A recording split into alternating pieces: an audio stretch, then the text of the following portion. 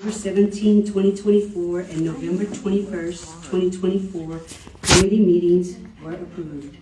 There were no minutes to approve for January 2025, as the committee did not meet in January 2025.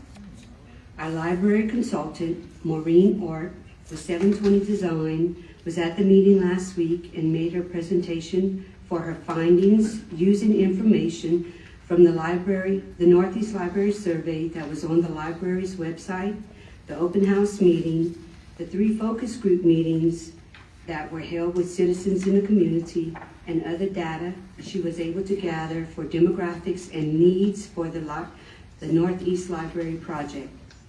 The consultant presented 3 options for the committee to review and consider approving to recommend to the Library Board of Control. The plan for option 1 is 20,500 square feet, option 2 is 17,500 square feet, and option 3 is 12,500 square feet. All Library Board of Control members should have received a copy of this presentation, and it was also located on the library's website along with demographic information for the public's review. Option 3 was not an option that any committee member wanted to consider for approval. There was some discussion about option 1 and 2.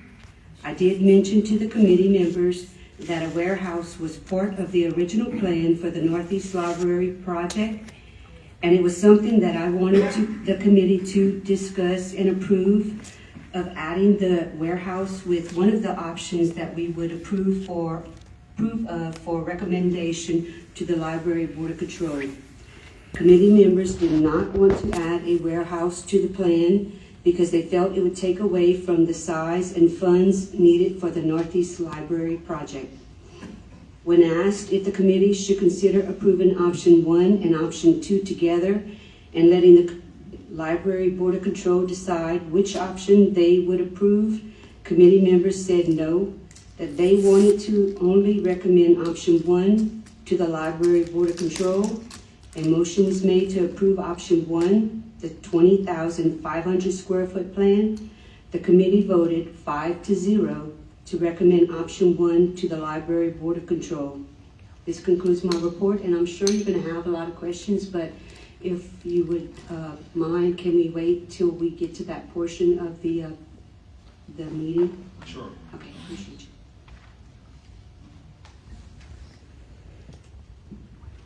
All right, we're gonna move on to facilities and financials update. Okay, so the Tyler system, our new system for LCG, has not been updated to reflect our current revenues, so you don't have this in your packet. But our current revenues are $12.76 million, and our current expenditures are $3.6 million. We are pretty much exactly where we expect to be at this point in time. And we're hoping that you get the full financial printout for the next meeting. It's been an adventure. So facilities report, our facilities staff went out to all of our buildings prior to the weather event and winterized everything that we needed. Other than being closed for the week, none of our buildings suffered any damage due to the cold. At Main, we removed the tree under the corner of the building near the staff entrance. We had a compressor failure on the unit that handles the server room, and we're at the beginning stages of the elevator project. We're preparing for the professional services committee. At East, we relamped the lighting in the children's and adult areas, and we have contacted the roofing company to schedule repairs on the flat roof. After the repairs were done and the building was inspected, we found that not everything was completed, so we're scheduling them to come out and finish the work. Right there with you. At North, we had a wiring issue on a transformer. At South, the roofing company came out to look at some, there's a theme here. The roofing company came out to look at some roof leak issues. Phase 2 of the construction is mostly complete. We're going through the punch list with contractors. Phase 3 has a slight delay due to the availability of the equipment and parts, which is no fault of the contractors or the architect. At West, there are some roof issues that we're reaching out to have addressed. We ran into an issue with the Apollo Road entrance project involving right-of-way and the turn lane, but Public Works is looking into this. And you're now up to date. Thank you. And our assistant director report? Ms. Dalton. Good evening. Overall, we've been progressing pretty steadily, filling the vacancies within our system. Ratings interviews for our librarian 1 adult services position at South is currently being conducted. We actually had 20 applicants for this position, which was kind of exciting. We only have 3 additional staff vacancies throughout our whole system. We have 2 LTA 1 positions at North and our library operations manager's position. So very excited about that, being that when I started we had more than 14 positions vacant. Recent staff changes: Katie Salvador was promoted to LA1 in outreach in January, and she actually started her job today. So that's exciting that our bookmobile staff is fully full and ready to go. Brand new to the system are Jean-Paul Argeron, who joined us in January as a librarian 2 in electronic resources at Maine. Bill French joined us last week as a librarian 2 in adult reference at South. And Cheryl Lewis was hired as the LA1 at North, and she's in the process of going through the onboarding process with LCG. Staff is in the planning phase of our 2025 Summer Reading Challenge. This year's kickoff will be on Saturday, June 7th here at Maine. And after a brief hiatus, our bookmobile is back in action. Yay. We are very excited to be able to offer this valuable service to the community and the citizens of Lafayette Parish. Despite being closed for a week in January for the Dr. Martin Luther King holiday and our snowpocalypse, our stats for January, although down just a little bit, were impressive. In January, we had a total of 63,962 patrons visit our libraries or use our drive-thrus, and we offered a total of 185 programs. If we had continued at this pace and we had not been closed for the week, we would likely have seen an increase in our patron count compared to last January. I've been pretty busy. I attended several meetings. I went to the Friends of the Library Board meeting, the Foundation Board meeting, the Bayou Land meeting. I've also attended the Summer Reading Program kickoff meeting. And in January, spent time in the makerspaces at Maine and West, working the adult services desk at Maine. I attended BiblioBop, that was probably the highlight on my baby time at Maine and story time at Maine and West, and I will be going to East and North within the next 2 weeks. And I also attended a webinar on planning staff in services.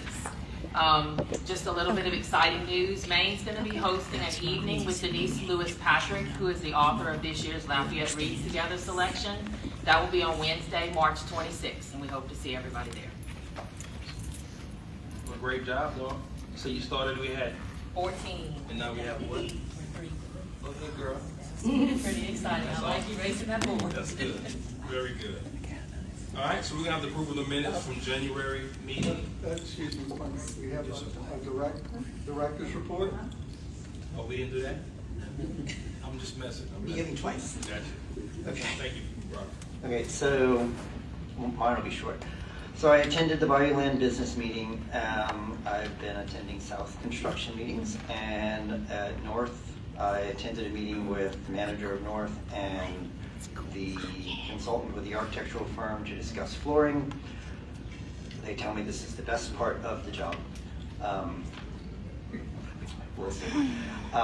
Tomorrow, I'll be attending a council meeting so I can give a report, not to exceed 15 minutes, on the last year of the library. I've had a few more HR-related issues that I get to attend meetings for.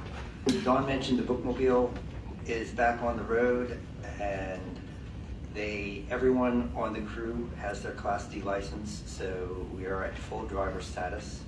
They have, by the time this meeting was held, we had already gone 4 stops, including daycares and elderly apartment complex in Girard Park.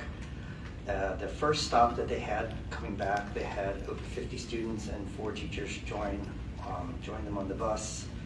So they've already booked their first Saturday bookmobile visit, going to the family summit with the bookmobile. It's projected to have 250 families in attendance. And so I know it was a long wait to get the bookmobile back, and I know it was difficult on a lot of people, but it is back. It is fully staffed, and they are ramping up very quickly. And now you can go to the minutes. Thank you. All right, moving on to approval of the minutes of January meeting. President Kelly, I have a point of order, please. It has come to my, and I'm assuming the rest of the board's attention, this afternoon we received a complaint that we may have, or the allegation was made that there was a violation of the open meetings law last month in January as a result of not requesting for public input on the marketing plan that we voted on and approved. Now, Mr. Bro can correct me, and I'm going to ask you if I go any wrong. Without the board admitting that this was done or giving up any possible legal defenses that may afford the board a defense, the remedy, if my understanding is correct, is to basically redo that. So to bring up that issue and put it on tonight's agenda, we can do that, but it requires a unanimous vote of this board to do so. So in order to do that, I'll make a motion that the unfinished business from January 13th of 2025 as a prophylactic measure entirely be placed on the agenda tonight for the marketing plan that we voted on and approved last month. I second that. So we have a motion, and Mr. President Kelly, if you would, please.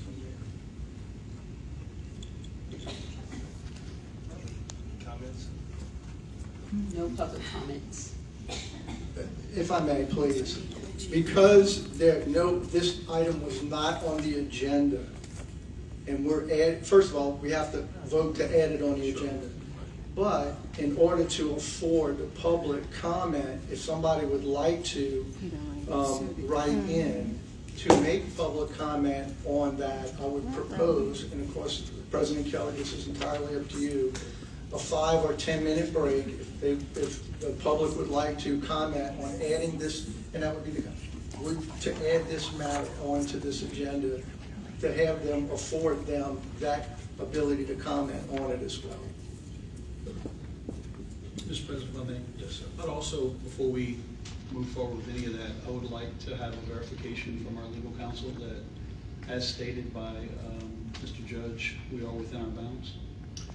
I think we're entirely within our bounds to bring this back up and offer the opportunity for individuals to comment, again, without any,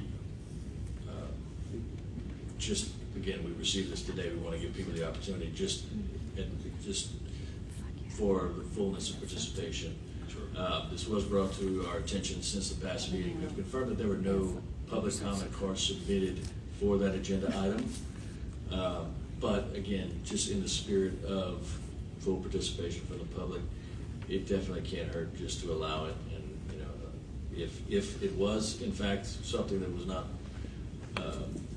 if there was no announcement that public comment would be held at that time, then this would certainly be an opportunity for others to participate. Okay. Thank you, sir. Thank you, sir. Okay, so we have a motion and a second. All in favor? Aye. Aye. Point of order. Yes, sir. We need to allow Just take a break. the public to, if they would like to fill out a form and comment, they may, to give them that opportunity before. No, we had no public comments at the time, so we want to allow the audience a few minutes to make public comments. Should we, President, reread what they're thinking about? We can revisit the marketing. I think it would be, if the motion passes, then we would, I think, read the agenda item. After the motion. Yes, sir. Green, you're entirely correct.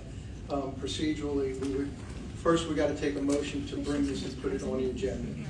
Then we would make a motion, this is stuff, it's crazy, right? But then we would make a motion, as Mr. Bro outlined, to take up the motion of the marketing plan, and that would be the perfect time to read it.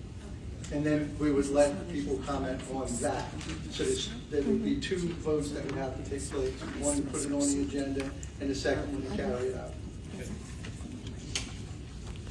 Actually, we're gonna start a 5-minute. Correct? I think we need to have the vote on the motion. Is that how? Yeah, they can comment on the motion if they want, if the public wants to comment on whether or not we should add that motion. Thank you.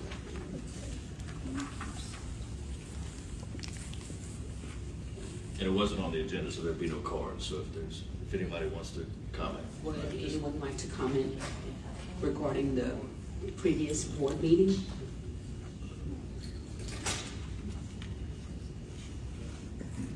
All right, thank you, Ms. Nancy. Okay. All right, so we have a motion and a second. And all in favor? Aye. Aye. Ayes have it, and the motion carries.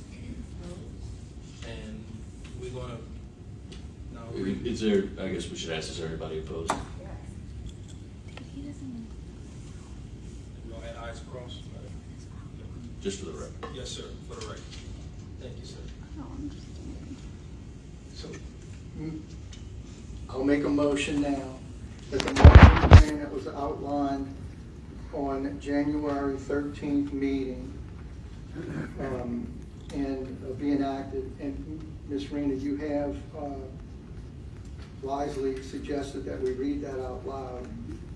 Please, if you would, please, we can go from the minutes.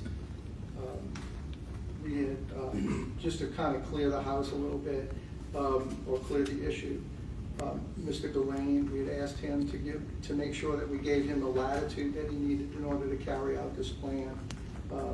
So with that said, and we didn't type up the exact details of that? Or no, but we have that on, that's on the recording, yes? It's on the recording. We also have, a motion was made by Robert Judge for the board to give the director the permission to submit a proposal to the Professional Services Committee and for the award of a professional services contract related to library marketing and to exercise that contract. Okay, so Ms. Rena, if you would please. Yes, so at our last meeting, we discussed the library. We asked Mr. Gillane to give the results of him reaching out to the 5 top-rated marketing agencies in the area. 3 agencies met with the library to discuss in-house marketing strengths and weaknesses. The projected cost for a marketing plan would be $7,500. A motion was made by Mr. Robert Judge for the board to give the director the permission to submit a proposal to the Professional Services Committee and for the award of a professional services contract related to library marketing and to exercise that contract. This was seconded by Rena Bradley. The yeas were Mr. Kelly, Mr. Moore, Mr. Judge, Ms. Arsalan, Ms. Bradley, and Mr. Baquette, absent Mr. Padron. The motion carried. I'll make that motion. I'll second. Any comments? No comments. All right, thank you. I think we should allow the opportunity for people to come since it was not on the agenda. So if this would be the time to give the 5 minutes, and if somebody wanted to fill out a card. If you, anyone want to fill out a card concerning the matter, we can do so. Yes, sir. Thank you. I'm good. If you don't want, I mean, you could pull the room. If it's just me speaking, then it'd be quicker rather than recessing. I don't mind, really. Whatever you would like. Mr. Dion, for just completeness sake, if you don't mind, would you please? I don't mind doing it. I Yeah, don't mind please. doing it. You have But if you all- don't want to recess, I'll just sign it right now. And then you Yeah, that's perfect. No, that's perfect. Please. Is he the only one from the audience that would like to fill out a card? I don't know what's going on. No one else? Look, I just want to say, I want to actually get support of this. I really think it's a great idea, and I'll tell you from being a member of the foundation board, in the past, we have actually put in significant dollars towards campaigns, especially around millage renewal time. And this is, and I've always advocated that this is something you need. I think it's important to let the public know what the library does and its programs, so that when a time comes like a millage renewal, which you will be having come up in about a year, that they know what you do and that the dollars are being spent wisely. So kudos for this. I think I approve it totally. I mean, I'm in support of it totally, and it's unfortunate it happened the way it did as far as getting this uprailed. The only thing I have I have total confidence in Stuart. He's a good attorney, but I think just make sure that there was not really a requirement for some kind of public notice via the paper or something like that. I'm sure you've looked at all that, Stuart. On this specific item? Yeah. No, it's within the power of the board to bring matters not on the agenda with a unanimous vote. Great, thank you. Okay, that was it. Thank you, sir. Wayne Colvin. Thank you, Wayne Colvin. I read the thing in the minutes, and I'm not sure why we got to do so much marketing for the library board. And my concern is that I would like to see more detailed information come from the library, such that people would understand why we need these millages, what they're going for, and what services we're providing, such that we'd understand the services being provided and the resources that we have. And you can market these things, but you need more detailed data, more particular information, and a lot of times the minutes don't do it justice. The summaries in the newspaper don't do them justice, and certainly the questions from the audience are not addressed, such that you don't know exactly what's going on, and that seems to be a big challenge. So that's why I kind of like, well, if we had more information coming directly, we'd understand all of this. Thank you. Thank you, Mr. Wayne. Any other comments? End of comments.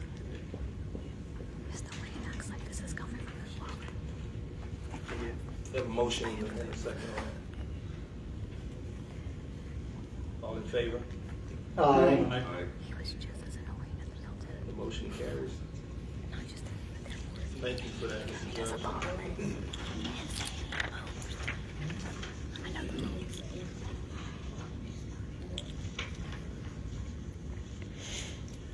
Moving on to discuss new business, library book discard. I'm moving fast. All right.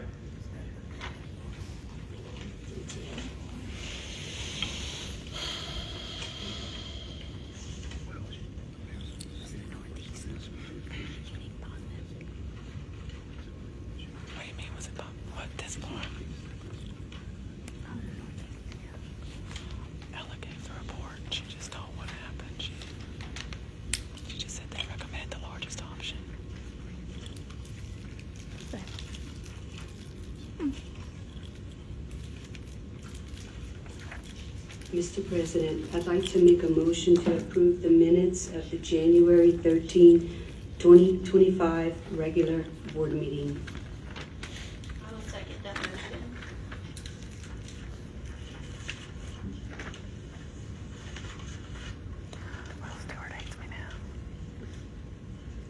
We have a motion and a second to approve the meeting, the minutes of the meeting. All in favor? Mr. President, point of order. Yeah, go. I had an energy drink before I came to the meeting. Okay. All right.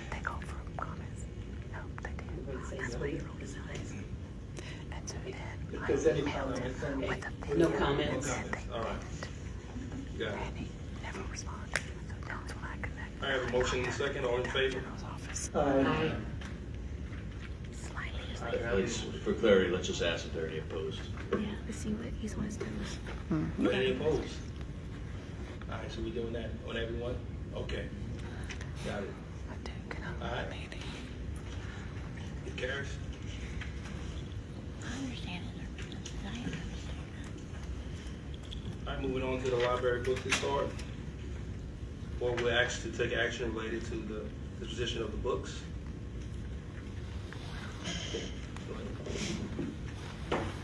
This is just routine. We do this every couple of months. I sent to the board a list of the books we wish to discard because of condition and the discards because of low use. And we included a motion in the packet for you to consider. Mr. President, Yes, ma'am. I'd like to make a motion for the library to discard 3,390 books having been out of use for over a year due to the books being superseded, obsolete, unused, or otherwise unnecessary. I'll second that. Motion. I didn't get a chance to look through the list. Motion and a second. Then we get to the friends. No comments. All in favor? Aye. Any opposed? I'm not opposed, but I'm going to abstain, Mr. President. Right. Ayes have it, motion carries.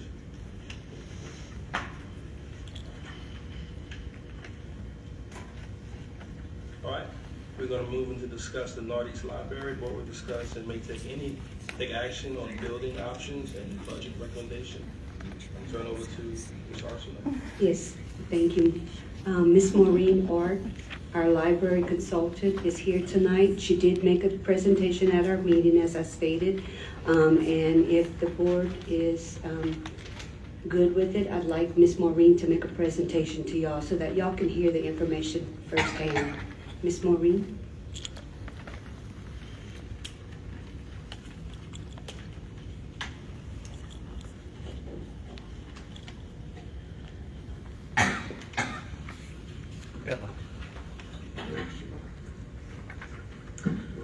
Thank you, Ms. Ella and the board and all of the committee members in attendance today.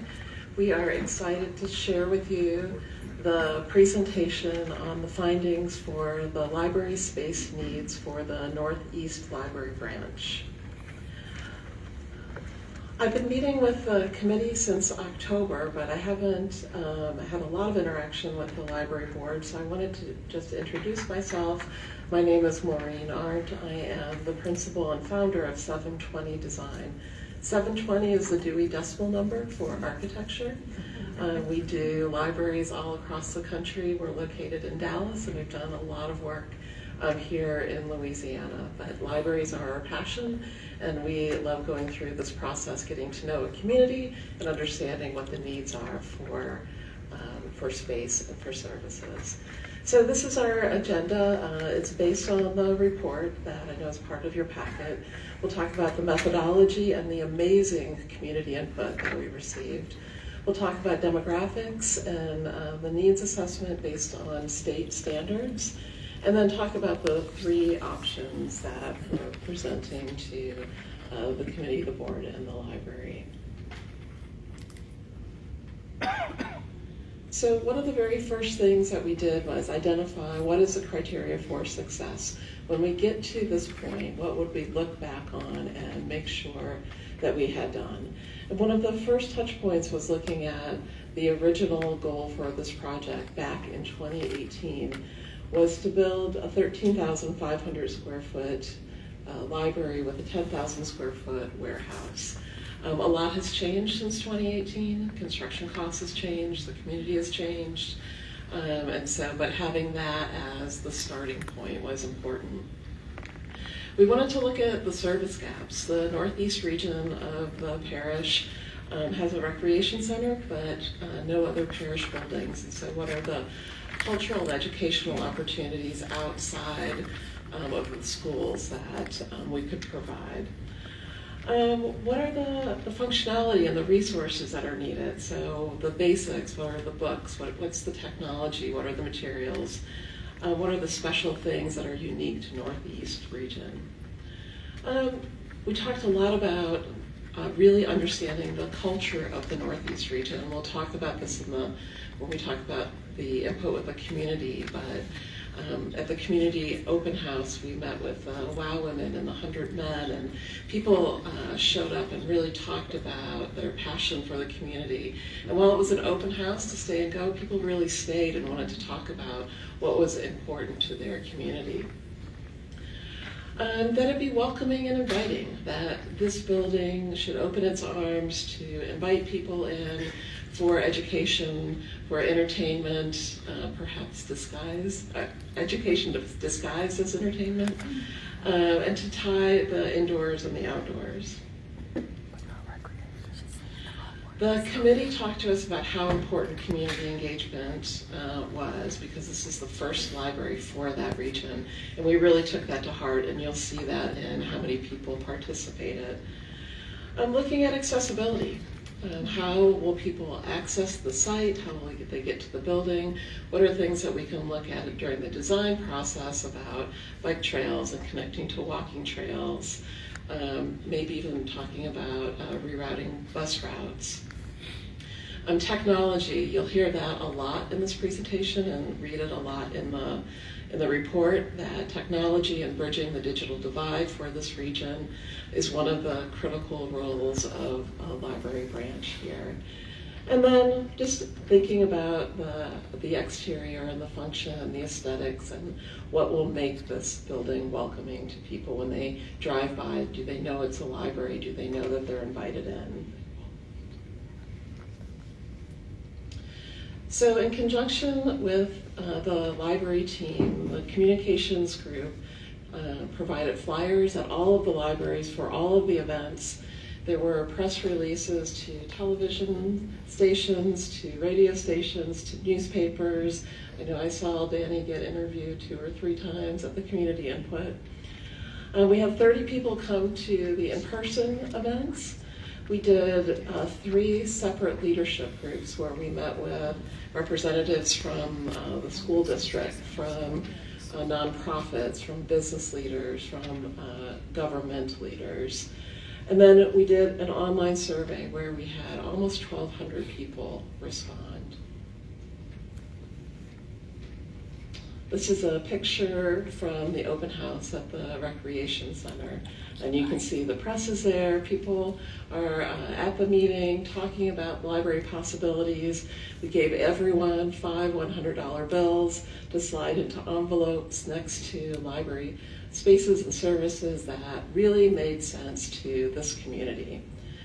And as part of that, there was a top 10 list of priorities that were developed.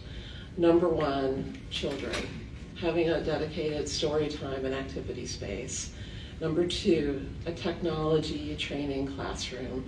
So from the very basics, how do you use a mouse, to how do you send an email, to Excel and PowerPoint and higher level education opportunities. Number 3 was back to science, technology, engineering, art, and math. This is a library in Canada that has these stations that they roll out, and there's microscopes on them and Jenga, all learning about science and technology and engineering. There was also a lot of comments about exterior spaces because of the location of this site, connecting to the nature preserve, having that opportunity for an outdoor story walk or outdoor walking paths was really important. And then recognizing that it is a beautiful site and there's an opportunity for window seats and to take advantage of views. Study rooms, this wasn't surprising. In the libraries that we've done across the country, study rooms are always in the top 10. They're used for studying, for job interviews, for webinars. I've talked to college kids that take classes in the study rooms, Bible study, knitting, quilting. It's an endless number of uses for those types of spaces. And then quiet reading. So back to some of the traditional library spaces of being able to sit and quietly read and contemplate. But also places for the kids to interactively learn, touching and feeling and interacting with words and letters. And then the last two were a tie for number 9 and 10, a music garden. So again, tied to that walking trail and outdoor spaces. And then the last one, makerspace. So a place to be able to learn robotics, learn how to 3D print, some of those workforce development possibilities. From the online survey, we also developed a top 10 list, which is a slightly different order, but you can see it's very similar to the in-person top 10 list. So the community is really on the same page with study rooms, quiet reading, having a place to get a snack. So if kids are coming to the library after school, they can get a little snack and a drink before they start studying or interacting with their peers.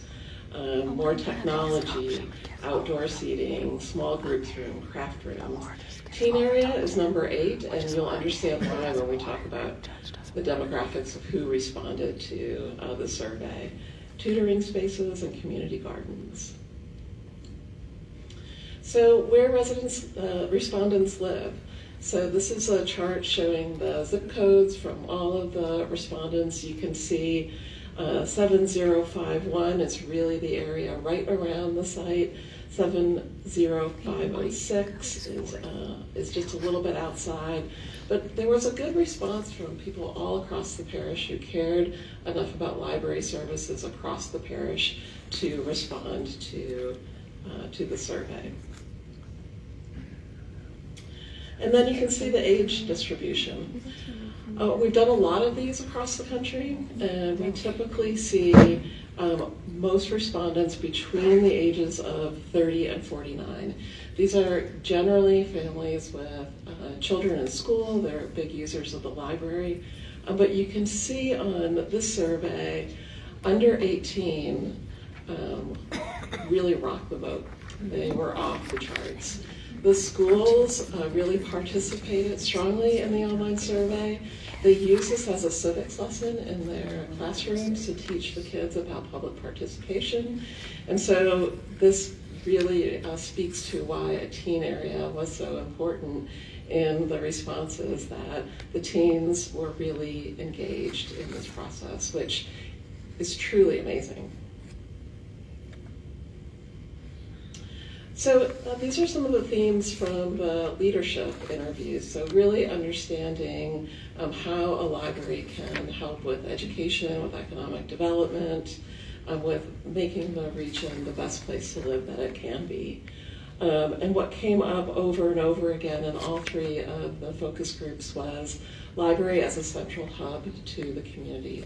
And we heard that a lot in the in-person open house as well, that this community finds a place to meet, but having a really great place to meet is important. Improved access, we've talked about that. Bridging the digital divide, STEM and STEAM. Catering to the kids for early childhood learning and tutoring. And creating a venue for celebrating local culture. People were really excited about having cultural events at the library, which is unique to probably not Louisiana, but certainly libraries across the country. And then they also wanted to talk about having natural light and vibrant colors and really celebrating the joy of a library space. And then, of course, is the community leaders balancing ambitions with the budget. So in summary about the community participation, we had 1,200 Lafayette residents come out and share with us their thoughts about a library for the Northeast region. And for a branch, I will tell you that that is probably 5 times the next highest level of participation that we typically see. So we're really excited about what the community had to say, and that they took the time to come out and share it with us. So the demographics and needs assessment. A library rule of thumb for service is that people are generally willing to drive 3 miles or 20 minutes for library services. And so you can see from these blue lines, that's the 3-mile radius for each of the libraries that we're talking about. And you can see the Northeast Region branch in the upper right-hand corner. We used ERSI numbers that were provided by the Parish Planning Department to determine a population of about 42,000 people over the next 5 years.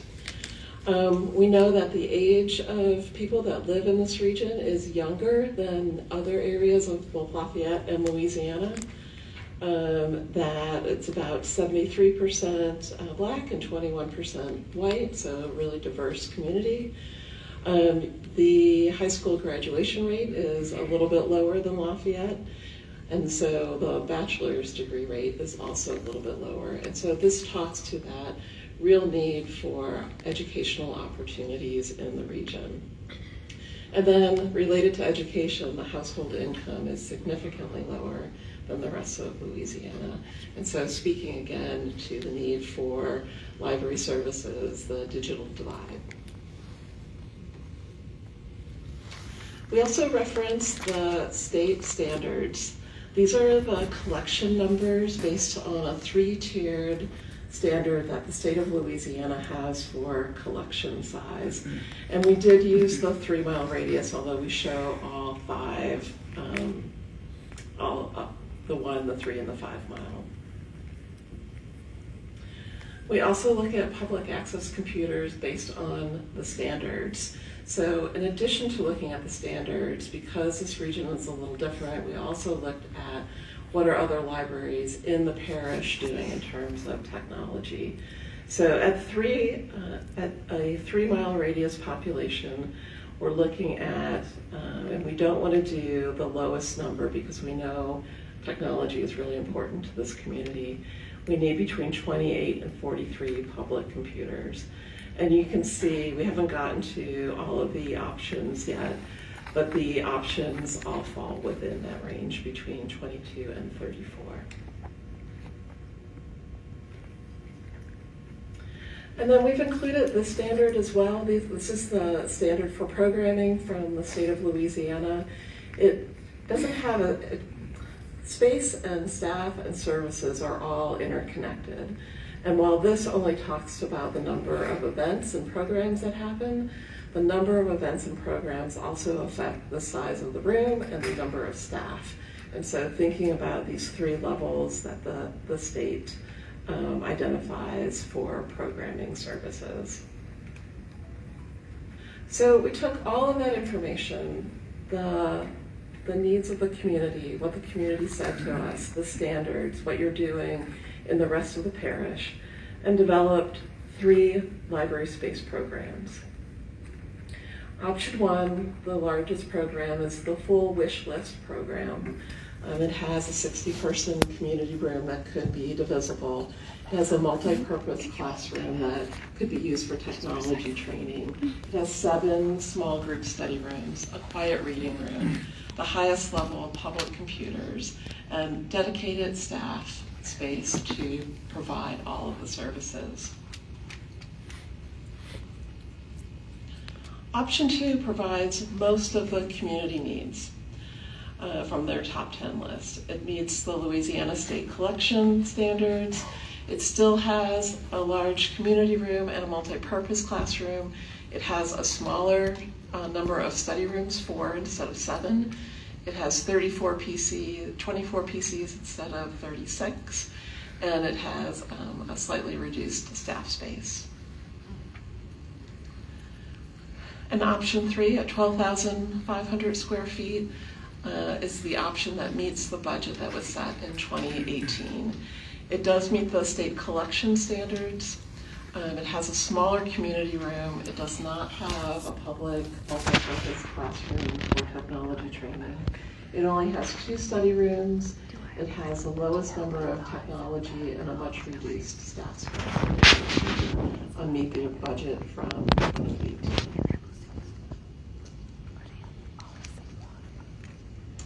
And so we also looked really high level at the next steps. Tonight we're presenting to you. If a direction is given, The design could begin in March. We can finish the design by the early spring of 2026. Bidding could take a month or two, and then begin construction, which is probably about 18 months.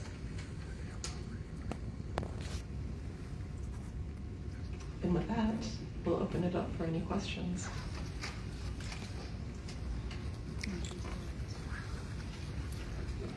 I have a question. It's Miss Maureen, right? Yes. Okay. You mentioned that on the northeast side of town, that we have a recreation center, but no other public parish facilities. So my question is, in your experience, when a library is built in an area that lacks other public resources, what are some of the library features you've seen be the most significant? It's usually two spaces. The two spaces when we're building a library in a community that doesn't have one, that are most important, are generally the big community room, because meeting spaces are at a shortage in lots of communities, and this one seems to be similar in that case. So that's why that top level had so many different types of meeting spaces. That thinking of this library as a community hub, having lots of ways for the community to use the space for educational and cultural events was a priority. Thank you.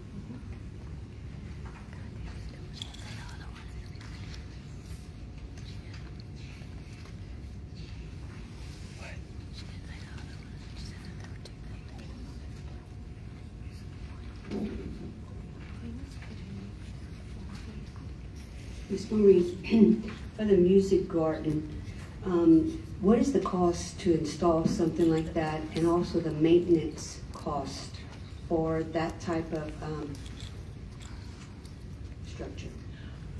I think there's a broad range, Ms. Ella, and it depends on what type and how many. That is something that could potentially happen over time. We've installed them in a couple of libraries. They're really popular, and they're made to be outdoors, so they're really durable.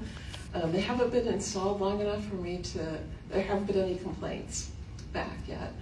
But it's also something you could put in 1 or 2 or 3 in the first year, and add to it. There's a new one every couple of years to keep it changing and interesting. You could even intersperse it with, lots of libraries are doing story walks. And so having frames for different stories. So as you're playing music, you could be reading a page of the story as you walk along, and really make it a nature and library experience. This is one of the things I was excited about for the kids. Mm-hmm. They're actually really popular as seniors also. I can see that. I kind of like them too. Maureen, I have a question or two, and I want to thank you and your team for doing a fantastic job, Ms. Ella, the whole committee that really worked hard, and I'm really excited to hear the engagement that we saw from the public and just everyone that was so concerned and wanted to make sure that we do what's right for our Lafayette Public Library system in our community. With that, I got this spreadsheet here. I don't know, did your team put that together, or is that something Mr. Gillane and our team put together in-house? Ella gave us the framework, and my staff.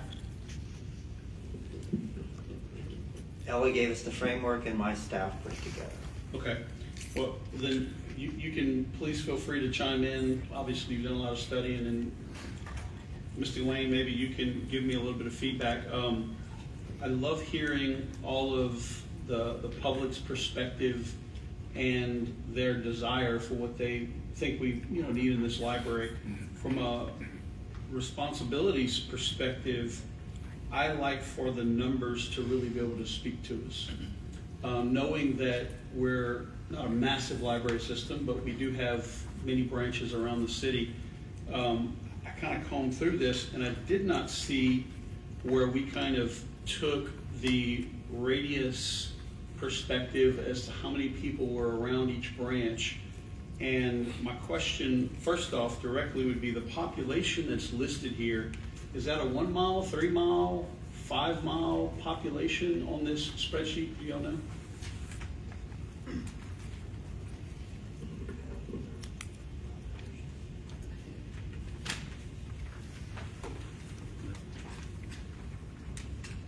That was going to be one of my questions to ask. What we used in the report was the 3 mile radius. I'm not sure what's on the He's, chart. he's asking about the information that we got from the library staff. Okay, for that one, I believe we used 3 mile radius, but when I sent this out to the board, we put this together today. Yeah. Yes, sir. So, And I appreciate it. It's a lot of great information. But I guess the point that I'm trying to lend into is, with any investment that has to be made, we have to be held accountable to utilization. And I think that as we survey across our system the size of the library, the feature sets of the library, I think y'all have done a phenomenal job in giving us a very bulleted, categorized, and prioritized list as to the feature sets that library needs. But honestly, I would like to better understand the service that each library has in each region around our city with the surrounding populace and the utilization that we're getting. Because we're talking about 2018, 2016, some work was even being done, and we've, set aside multiple millions of dollars for a certain size library, and we've come back. We're going from 13,500 to 20,000. Not only from 2018 construction cost estimates to 2024 construction cost estimates. I'm glad we're not going to serve egg omelets, because we definitely can't afford that today, right? With the price of everything that has just gone skyrocket. So I would like to ask if we can look at it from that perspective, from a engagement and utilization rate, with looking at each one of the libraries that we have. What is that populace within a radius? And then what type of utilization are we seeing in those areas? And we can take all kind of different things into consideration with that as we kind of look at it. But I would need personally some more quantifiable information for me to even be willing to entertain a vote to put that many more millions towards a library. And I'll be the first to say that I'm willing to do that if it's what our people need. I'm just, with everything I've heard and seen, and listen, it's a lot of information. And as Mr. Gillane just said, this big old spreadsheet just came out. Ella's spitting out information, trying to keep us abreast as much as possible, as efficiently, as quickly as possible, but it's a lot to digest. And so I think that's one issue. And just some quick rough math that I did, South Regional is 37,600 square feet. And according to this, again, I don't know what the population radius is, but it says 121,000. So that's 0.30 square feet per person. You look at East Regional, 15,000 square feet, 32,000 population, 500 roughly that we serve, and that's 0.46. If we take into consideration, we're going to about 40,000, and we're looking at a 20,000 square foot library. Those numbers kind of align, but I really want to understand the utilization of each one of our facilities and make sure that this is going to be money that's well spent. Does that make sense? They waited till the day of the Mr. President, may I make a comment? Okay, in regard to Mr. Moore's statement, I would like to point out that this side of the corridor does not have a library. And it is a very large population, or else this wouldn't have been proposed initially in 2018. But I also want to come back to the survey responses of those that are under 18 who were engaged. The vastly growing part of that area of town, the demographics of the population under 49, which is outlined in our booklets. If you look at the tab that I gave you, it would be tab 3.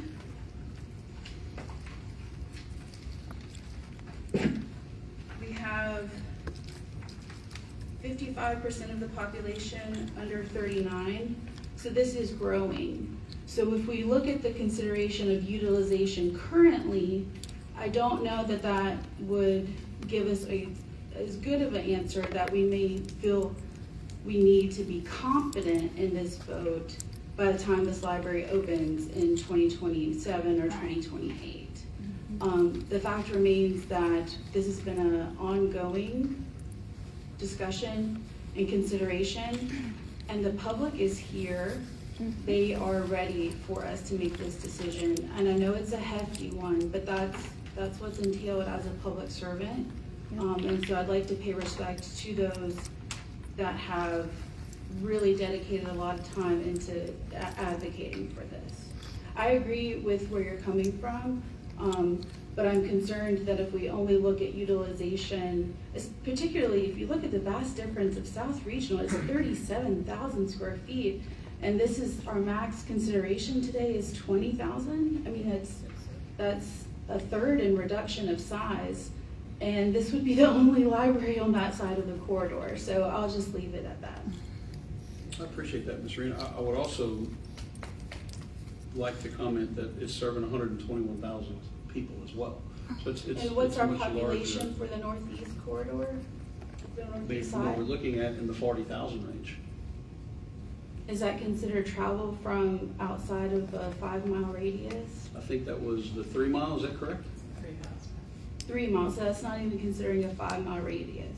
And again, I don't know what this radius is considering, but it's still 3 times the amount of people that's being served by 37,000. And I'm not disagreeing. Yeah, currently it's growing. Yeah, I'm not disagreeing. I'd also like to look at the numbers from a perspective of what is the increased construction cost, not only for the additional space, but also in 2024, as well as what is the increase in operational cost. Because obviously we're going to a much larger facility, and so we look at, the number of personnel that we have working at the 37,000 square foot facility is 27 versus 12 is 13. So that, I just believe, from my perspective, I would like to see a lot more support from an operational cost, a utilization rate, to be able to better make a decision and make sure that this is the right thing. Because I'm not saying I'm against it, I'm just saying I don't feel I have all the data to be able to make an informed decision at this point. Mr. President, can I be recognized? Thank you. I'm very impressed with all of the hard work that's been done. As y'all remember, some time ago, might have even been as early as sometime in 2021. I have to go back and look at the minutes. This board, I shouldn't say this board, because at the time I'm the only one who was on the board then, but kind of got this ball rolling and began to get this ball rolling from the 2018, 2019 when this actually, it was a contract that was signed in 2019 by the then Mayor Joe Robideau to begin this project, but it didn't go anywhere, it sat. And then we moved this forward. One of the things that I did, and just a little research, and these numbers, these demographics are very important. And as you noted, South and Maine are the 2 largest libraries by far.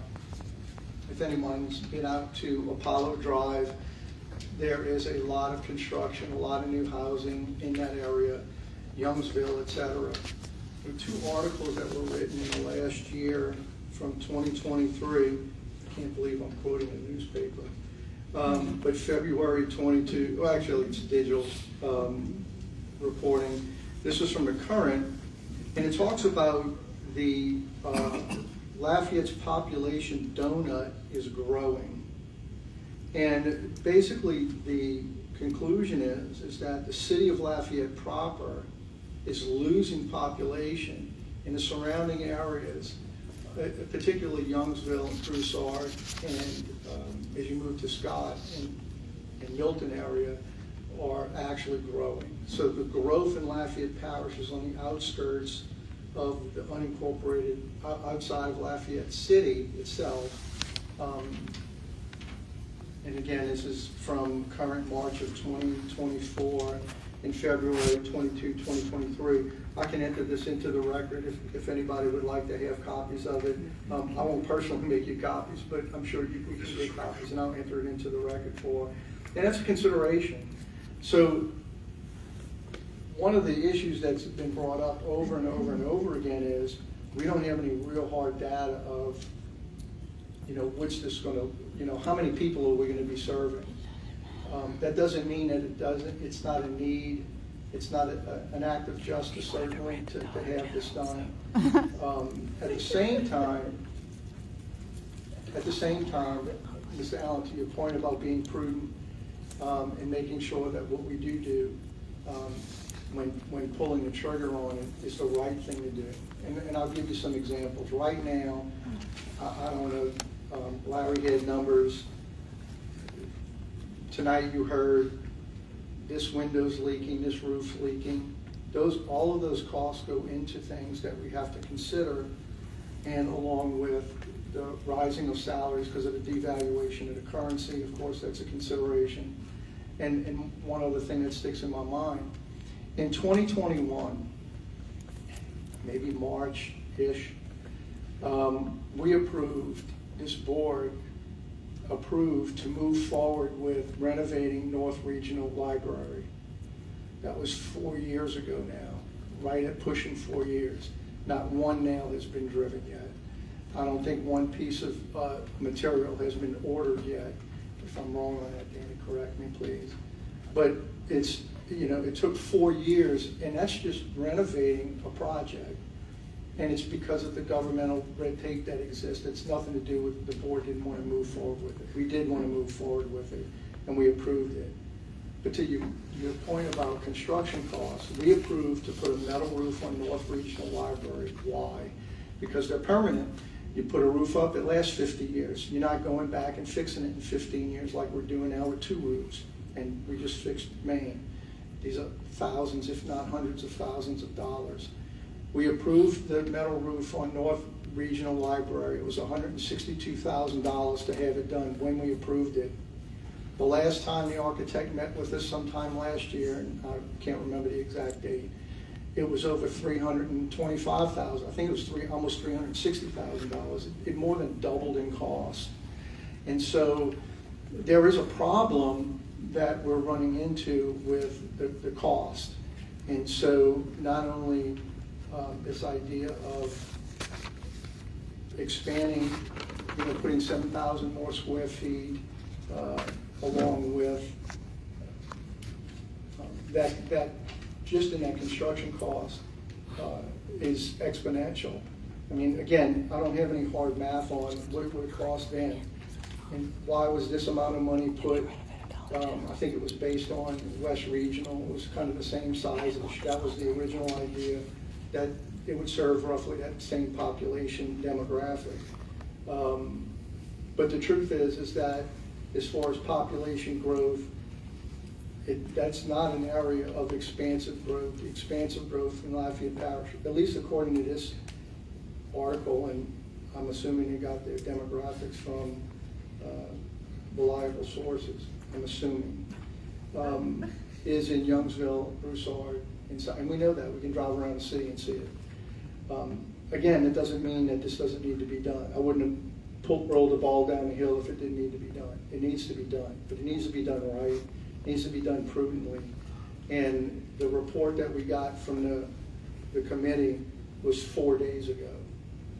And I think it's pretty irresponsible to ask a board to spend that amount of taxpayer money without having time to really digest this, have the time to ask a lot of questions, and get some real hard numbers and be very comfortable with, we did the right thing, and we did it prudently for the people whose money it is, which is not mine.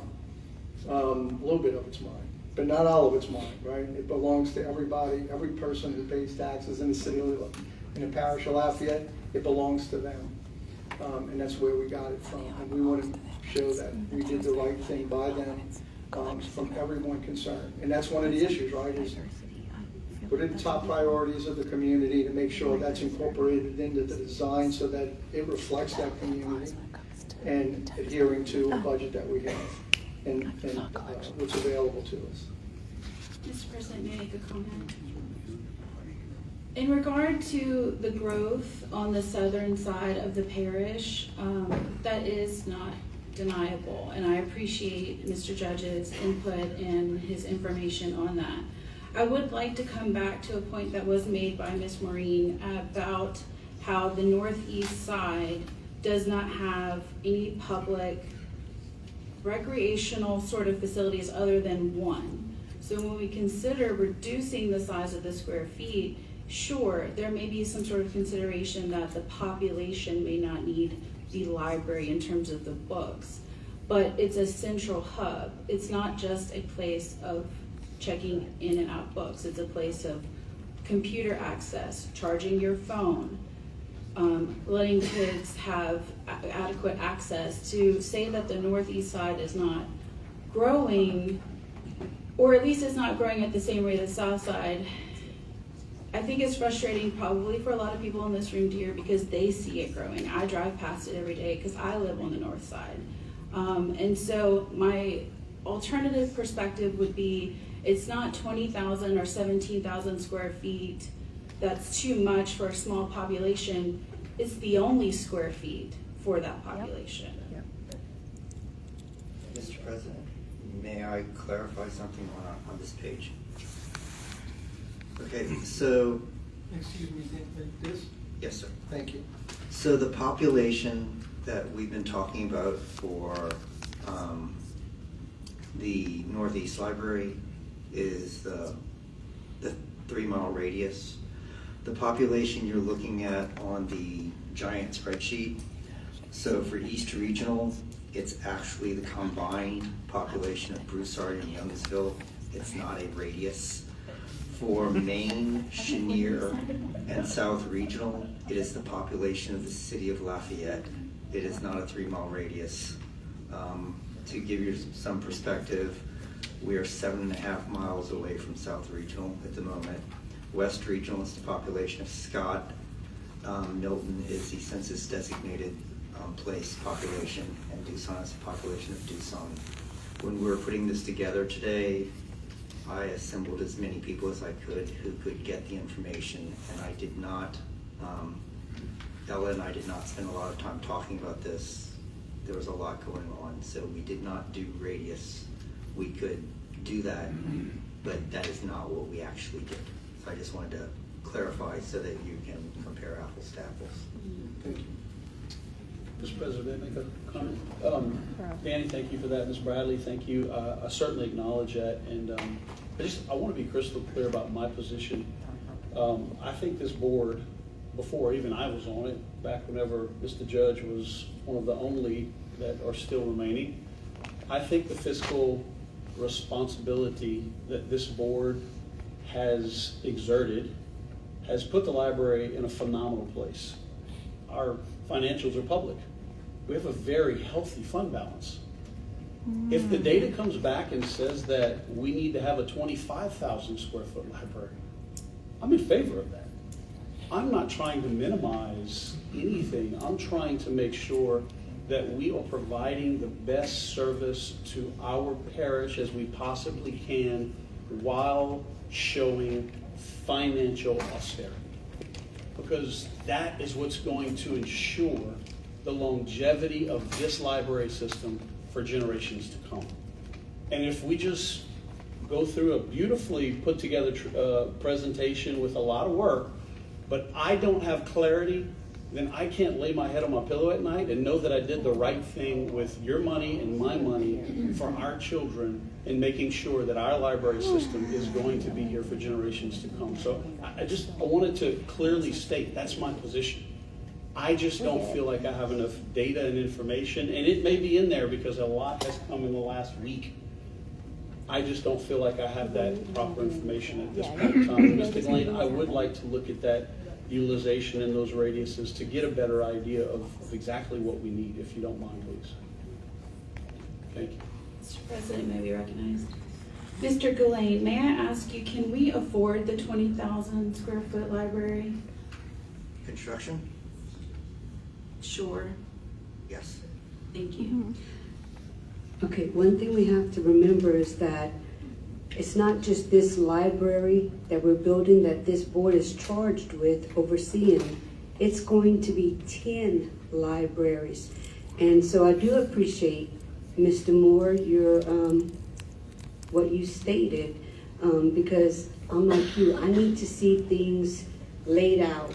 And I like to see them side by side, because you can talk about one thing here, you can talk about one thing here, but if, and that's awesome, good, I'm gonna understand it, but when I'm gonna go back to think about it, when it's side by side, there's no doubt what I'm gonna remember, because it's right there for us to see.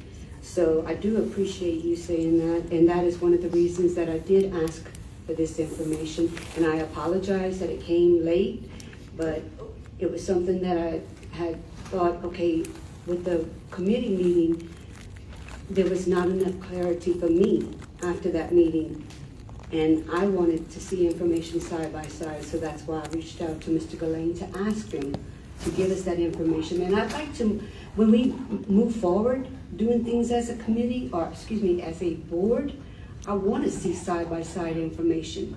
It helps us, understand what we're asked to vote on. Mr. President, I'd like to make a motion that any action on this, No. the proposal be postponed indefinitely. No. I'm sorry, I have the floor. Yes, sir. This is We ridiculous. make a motion to postpone this indefinitely. Under Robert's Rules of Order, doing so would take it out of this meeting, and it would be placed on the agenda at another time. It has to do with technicalities of that or tabling it. You don't want to table it. So again, it's just a technicality, but that's my motion. And I would ask for a second. I'll second the motion.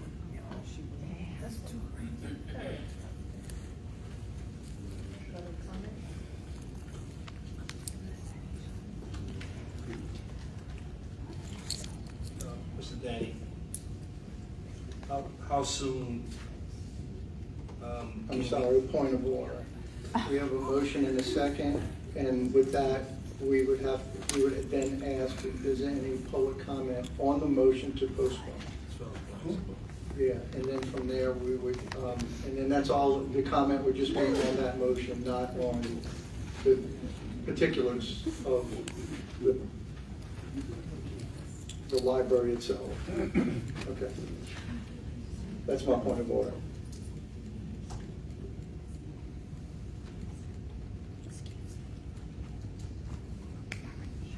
Mr. President, can we still do questions?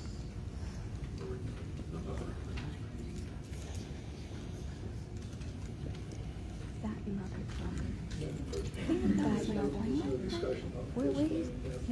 But she didn't tell me about this plan. What is there for discussion? Because of the nature of it. She wants to know. Is that why? And why? Is it that way? Yes, sorry. Speak in the mic. Speaking of Mike, please. So we have a, He ain't speaking in the mic.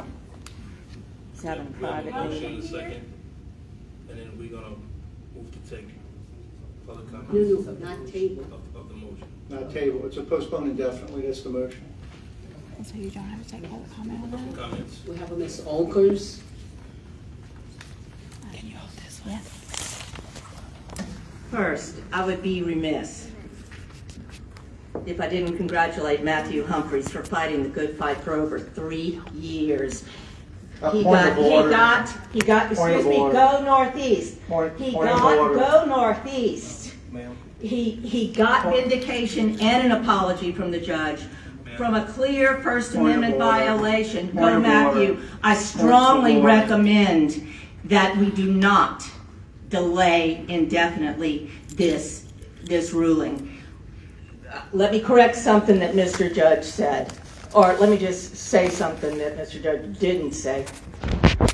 Northeast has been waiting since 2011. It's not going to get cheaper. I don't know if you know, but the United States has put a madman in the presidential election. So when I say... Point of order. Point of order. Point of Let me order. tell you something. The motion is... Since 2011, my neighborhood has been waiting for this library. 2011. Thank you so much. Thank you so much, Ms. Maureen, for being here. We appreciate you.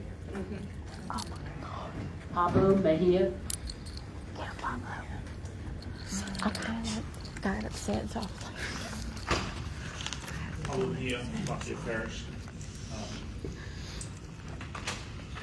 I've been coming to this board meetings for a few years now, and this is all addressing your motion. Okay, clear about that.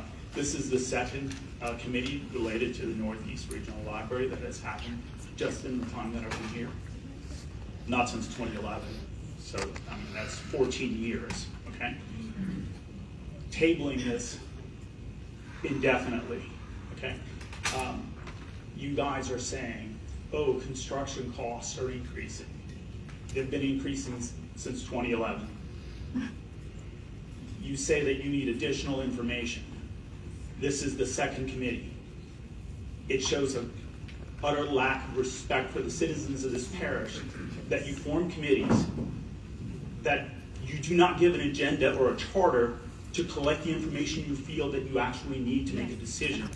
So then what you do is you just, oh, well, I don't know enough, so I can't make a fiscally responsible decision. Well, it's your job to know enough. It's your job to figure out what it is that those committees need to provide to you in order to make that decision, to be fiscally responsible. I can tell you what's not fiscally responsible. What you continue to do, which is just delay. You mentioned prices keep on going. You mentioned that they're doubling, okay? So let's delay some more. Then, what, we can buy a tent?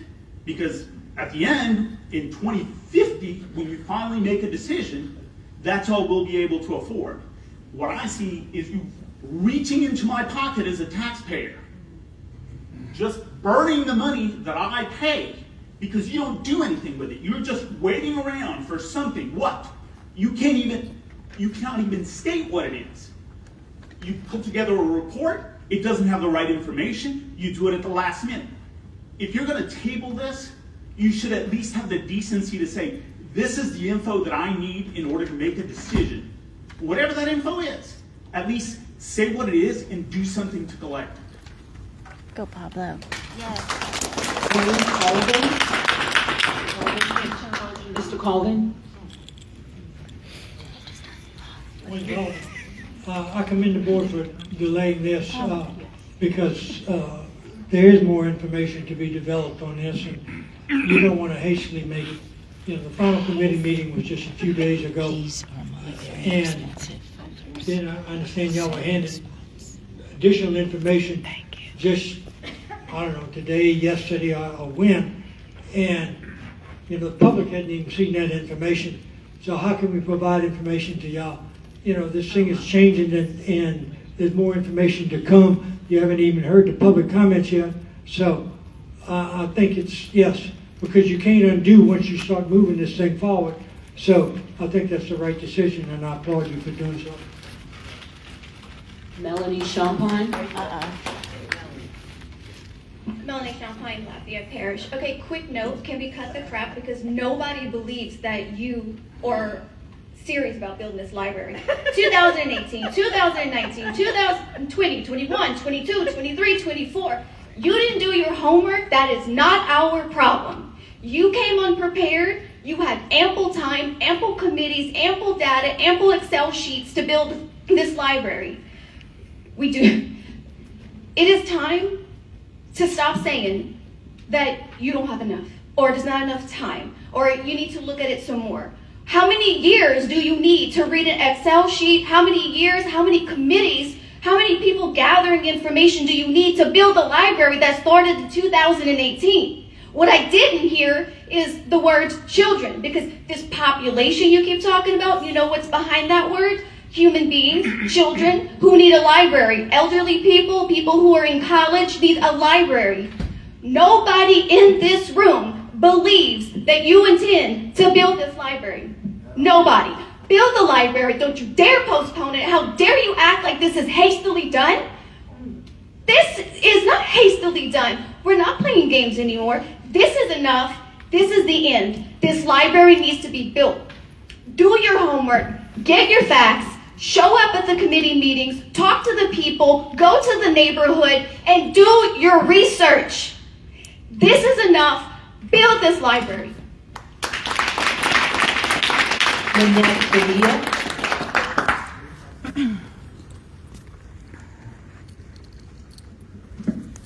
Lynette Mejia, Lafayette Parish. Mr. Judge, when he started this entire line of reasoning, pointed out that he was the only one here in 2021. Well, I beg to differ, because I was here. I was here. I was here. Yeah. And he also mentioned that construction costs for the renovation of North and South have gone up exponentially. He's right about that. They have. But what he accidentally left out was that the board, him included, paused those projects in 2021. The architect was ready to go, the money was set aside, the parish council had given it the green light, and the board decided it was not fiscally responsible at the time to move forward with those renovation projects. They decided they needed more information to move forward with those renovation projects. Well, guess what happened? The pandemic hit, and then costs really skyrocketed. And last year we heard again from the architect, when they decided to unpause the projects, that the renovations we were going to get at North and South were going to cost more and give us less. So you all, many of you were here for that presentation, and you heard the architect say that. Well, the reason that happened is because the board needed to pause and needed more information. So it doesn't work out for you to do that. You need to move forward. Thank you. Hello,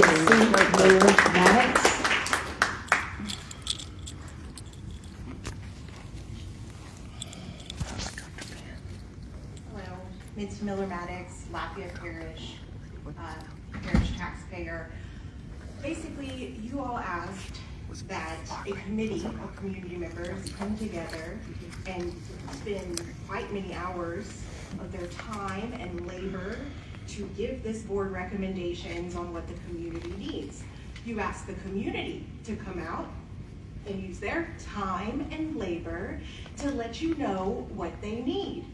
It's incredibly frustrating to hear Mr. Moore talk about how, you know, the community can want, but it is for him to decide what the community needs. That is like talking to a child. That is ridiculous. I have some suspicions on why he feels it's appropriate to speak that way about a certain community, but you know, whatever, let's go.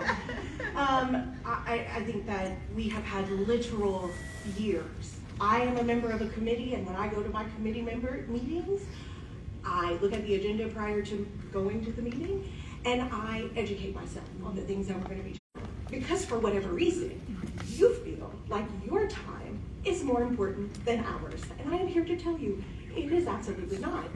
So do what you all asked to be on this board, so do the work. You've had literal years since 2018 to find this information.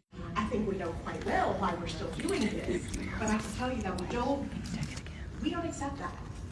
So go ahead, you know, kick the can down the road, continue to do this, because you people are pathetic. That's it. Eureka Ross.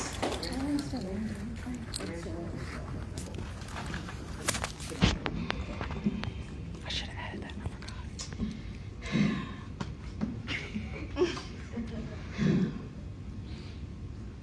I truly want to rip every single one of you into shreds right now.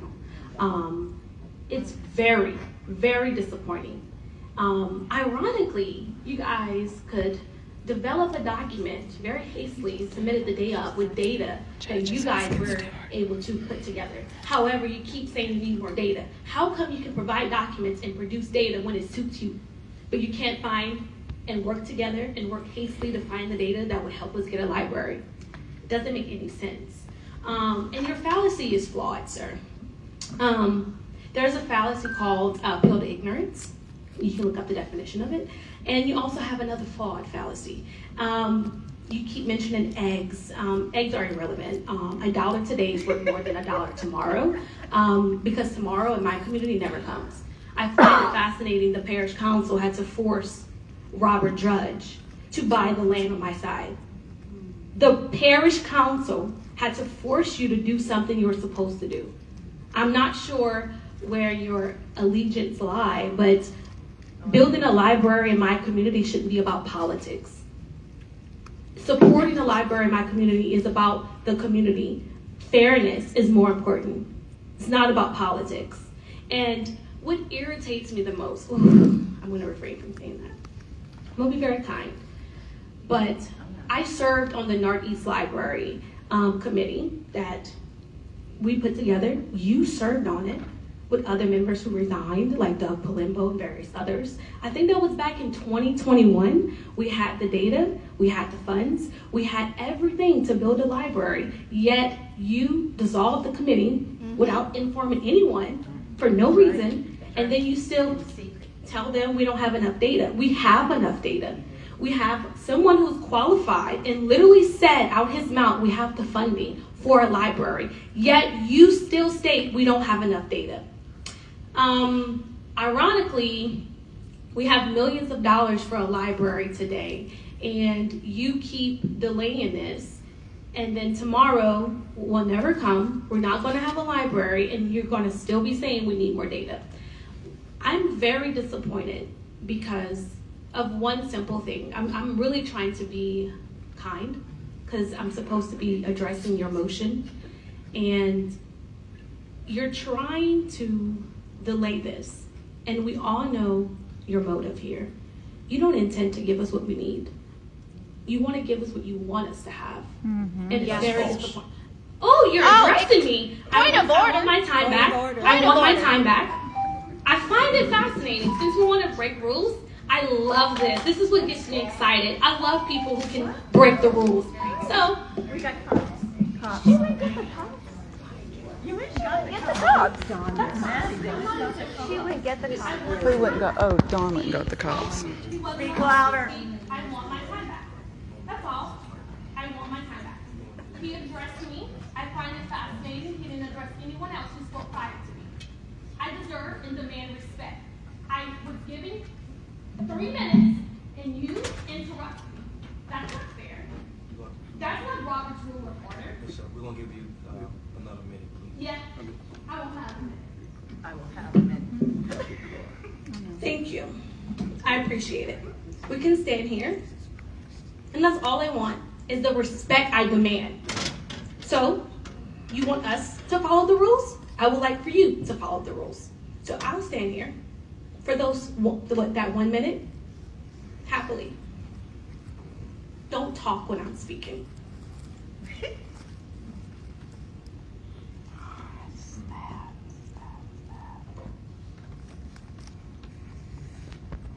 Respect is earned. I've been doing this since 2021.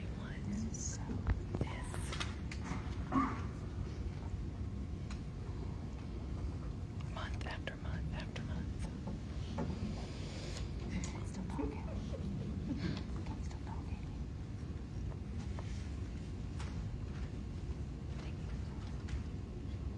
That's how my community feels when you give us false promises.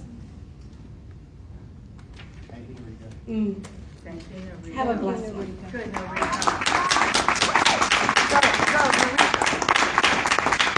That's the end of the comments. Wait. No, I said that. Jeez. You told me to put motion. Yes, ma'am. I apologize. We have Miss Cindy Fox. Wait a second. Got us on it. I signed up at the very beginning, Nancy. I cannot believe And Mrs. that I'm standing up here once again while you stall and lie. And Norika's right, we're only here because the council forced you to buy the land. I was there that night when they forced you. This is enough. I've been here since 2021, watching the same things happen over and over. I was at the meeting, the committee meeting on Thursday. I listened. There was plenty of time between Thursday and today for you to make a decision, for you to study and do your job. This is ridiculous, and we know what it really means. You never intended to build a library on the Northeast. Right. I live within walking distance of a beautiful library in Scott. Everybody deserves a library. Do your jobs and build the library. This is ridiculous. Wow. Matthew Humphrey. Really makes me sad. This is what we've been dealing with.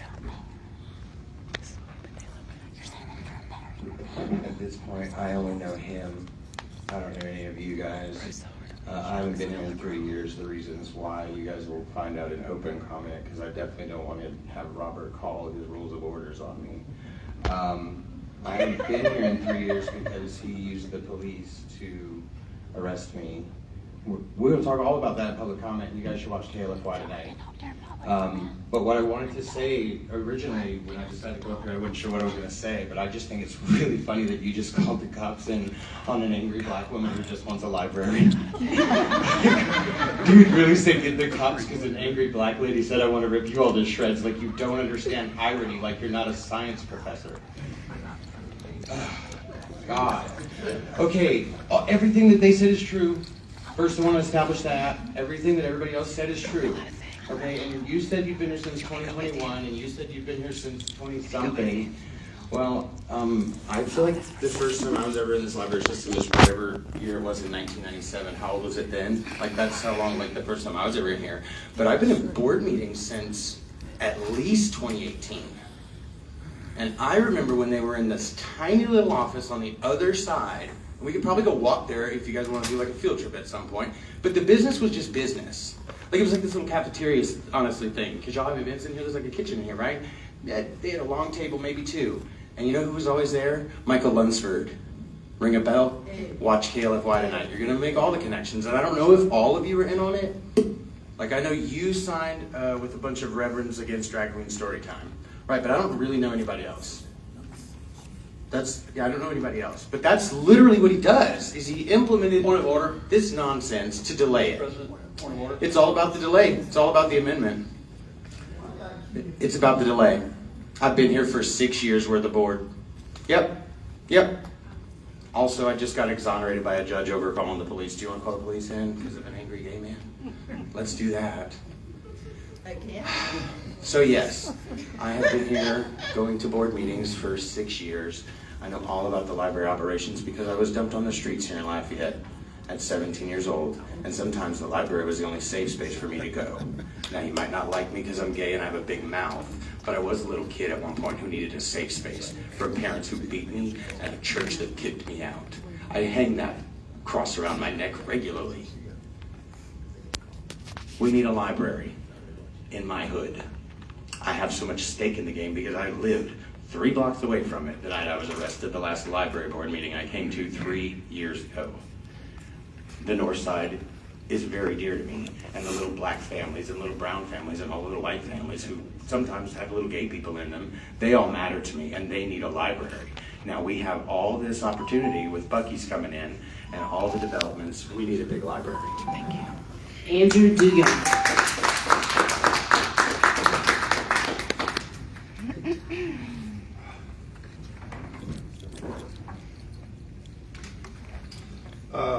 Andrew D. on Lafayette Parish.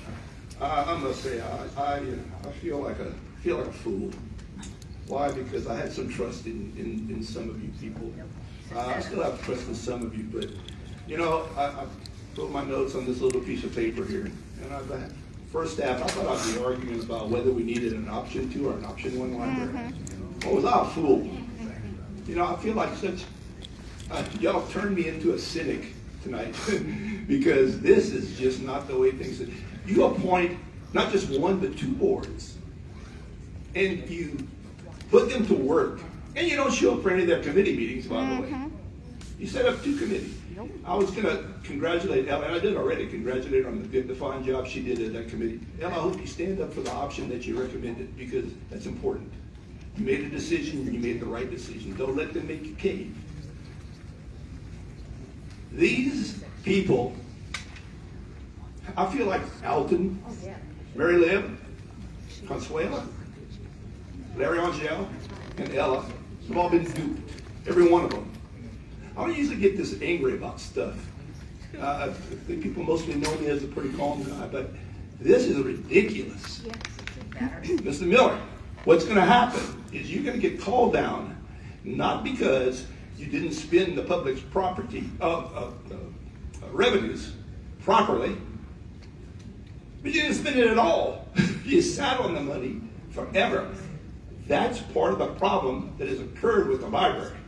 People see fund balances rise, and they think, oh, they won't spend it. Not only do they never spend it, they don't want to spend it. And then what happens? They're going to take all your money away from you. Now, maybe you don't care about that. Maybe that is your plan. That's the deal. But that is not a plan that serves the people of Lafayette, especially those that voted for these villages that support library activities. You know, you can say, I'll put it in drainage. Let me tell you, it's a $500 million problem. They took away $10 million. They didn't even take 10, they took 8. The $10 million that they took fund balance out from the library previously, they were supposed to use $2 million of it for recreation. I don't know if that was ever used properly, but $8 million against a $500 million problem.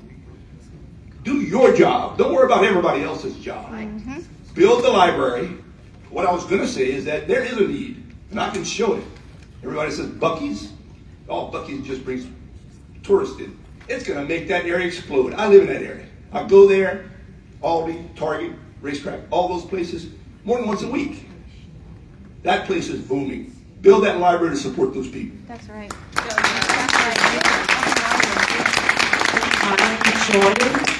Man. Just speak from the heart. Speak from the heart. I'm Kylan. I'm gonna cry, but I'm so mad. I want to look at it from Maddie's perspective. What are these kids thinking? That we're not building them this library? That they're not good enough? That they don't deserve it? Like, just imagine what they think. It's not cool, guys. Like, it's so not cool. It's not fair. And it looks like you don't give a shit. And honestly, I don't think most of you do. Honestly. So why are you even there? Wasting everyone's time for no reason.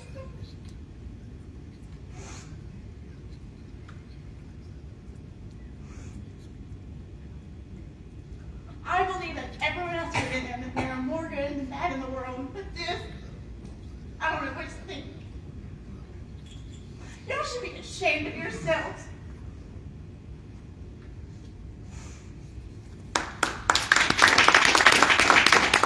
Mary Liv Garcia.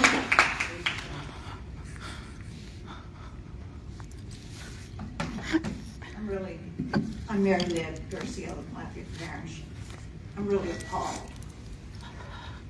Before the meeting, I commended Ella and Alan for selecting a very good committee that worked hard over time to study the information, to get input from the community, and we did all of those things. The library invested money in hiring a professional design consultant from out of state for impartiality, Ms. Arndt. And she did an outstanding job of providing us with the data that we need.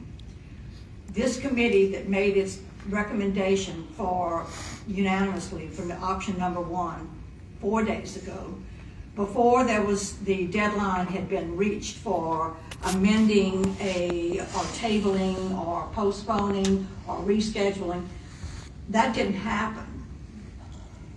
The data that Ms. Arsamon has requested should have been provided to the committee. And it wasn't. So we've made our decision based upon the data and the information that we had. I'm going to tell you what I think is happening here. And Mr. Moore, you mentioned that we need to be fiscally austere.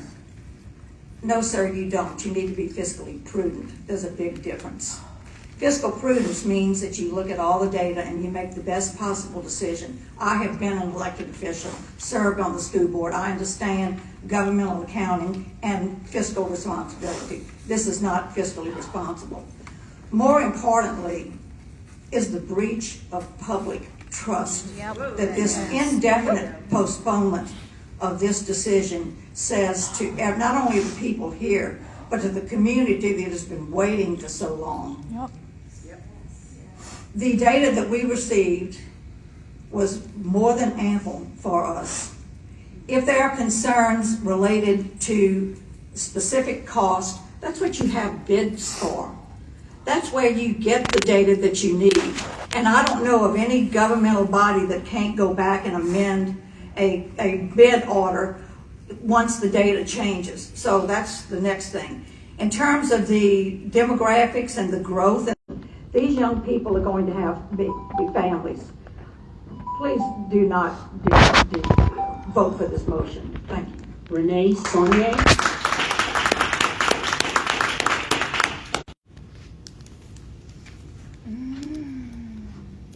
Renee Saunier, Lafayette Parish.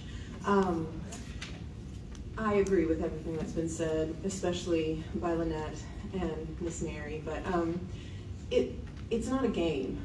And the back and forth about more data being needed, about the donut of population, about tabling or postponing this motion indefinitely, it's like you're treating it like a game, and it's insulting. It's horrible.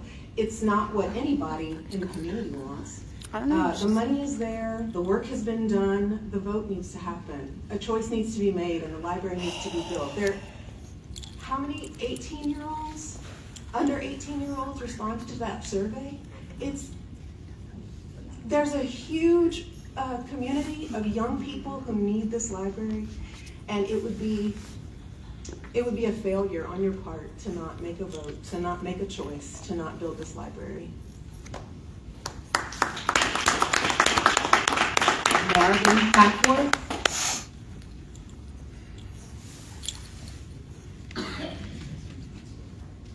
Marvin Hackworth, Lafayette Parish. I just want to take time and just first, sir, you've been on the board. We heard the other accusations. You was forced to buy the property. And if the rest of the board don't take a look at, the rest of the board is y'all falling under his character because y'all not taking a stand against him. So just look at what is your reason. We know you have an underlying reason why you keep opposing. And it wouldn't be so much of an issue if you would have made the proposal not to indefinitely. You should have put a time frame on it because you're hollering about data. And to go to you, I worked for the city in the past, worked in the county. So if you want to talk about fiscally being, the city has spent plenty of money and made it work. The money is allotted, it's there, it can be done at the proposed option of option 1, and it can be done.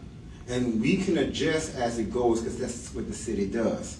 Just in the same way in many, many years of working in the county, I watched the city adjust, and that's what boards and committee. To delay is just constantly just pushing a project aside that for whatever reason, because the board, the only person that ain't changing the board is you, and you making the rest.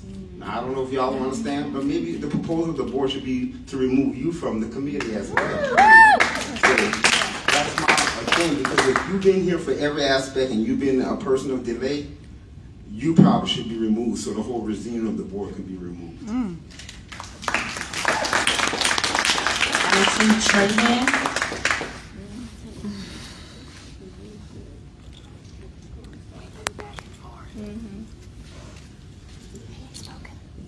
All right, good evening, everyone. Again, Alton Trahan. I came here very hopeful tonight, very prayerful as well. I've been involved in this process since day one. Obviously, Mr. Judge, I was phone calls from Doug Palumbo, who was the president way back in 2021. In December, we met, we talked, several board members to get on the exploratory committee. We did that. We moved the ball forward to where now we had the exploratory committee was done. Now we had the Northeast committee in the hopes of building this library. We found the location. We supported the Northeast Library Committee. Ella, she led the committee's charge to do so. We had a wonderful consultant with the administration. So we basically arrived to the point where we are tonight, whereas everyone was presented with all the information needed to build a library that is much needed. I won't go into the reason for the library. We all know what the library serves as the hub. If you've heard me speak, you've heard anyone, it's very significant that we get it done. My issue tonight is really how much longer do we hold this library hostage? You know, we need the library, the kids need the library, the community needs the library, Lafayette Parish needs this library. There's so much hope in building this library that you can't stall it. You know, obviously you can make different decisions, you can come up with an option 3, whatever you decide to do. But to table this thing, indefinitely, I would ask if you want to table it or put it on hold. Give yourself a week if you need some numbers by the administration to do so.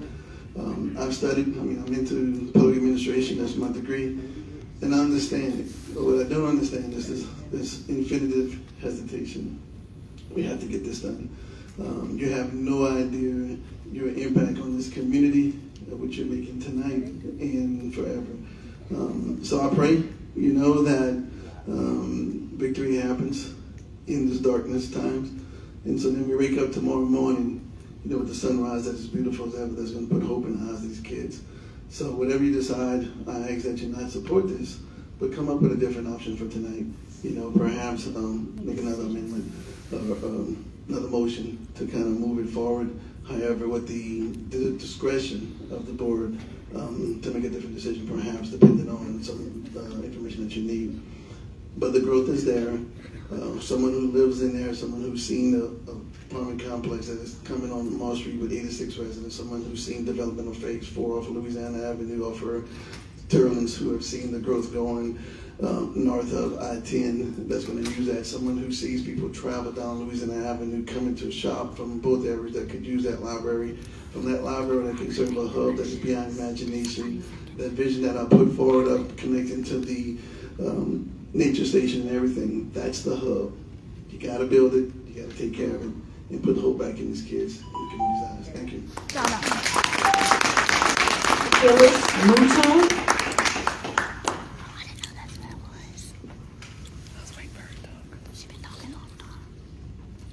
Ellis Coleman Mouton, parish resident, president of Women of Wisdom. Excuse my voice.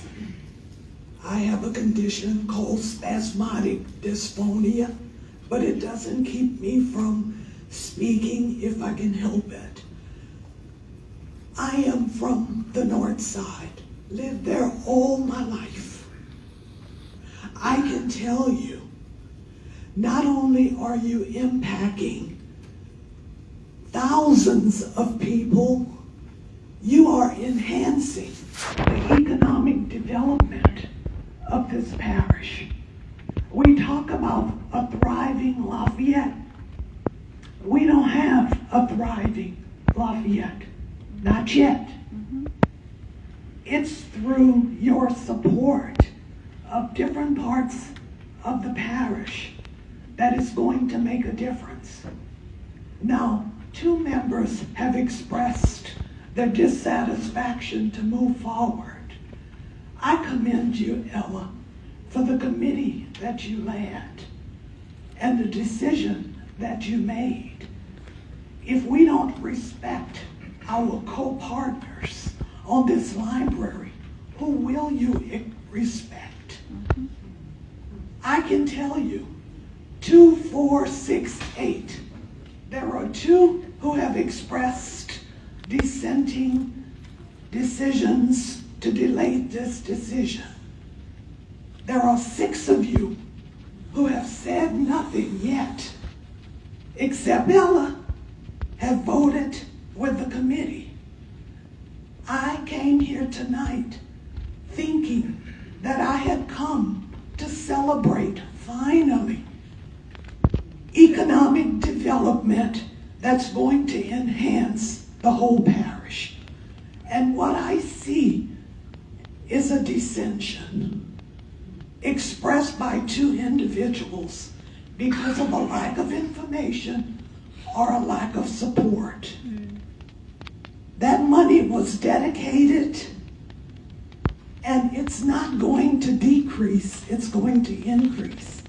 I asked the other 6 members who are sitting among the 2 that you please vote for this library for thousands of children, born and unborn, who need this library. For me, an elder who can't find meeting spaces to help to enhance this community that much more. I ask for the 6 to vote above the other 2. Thank you. Merci, Moss, Dula.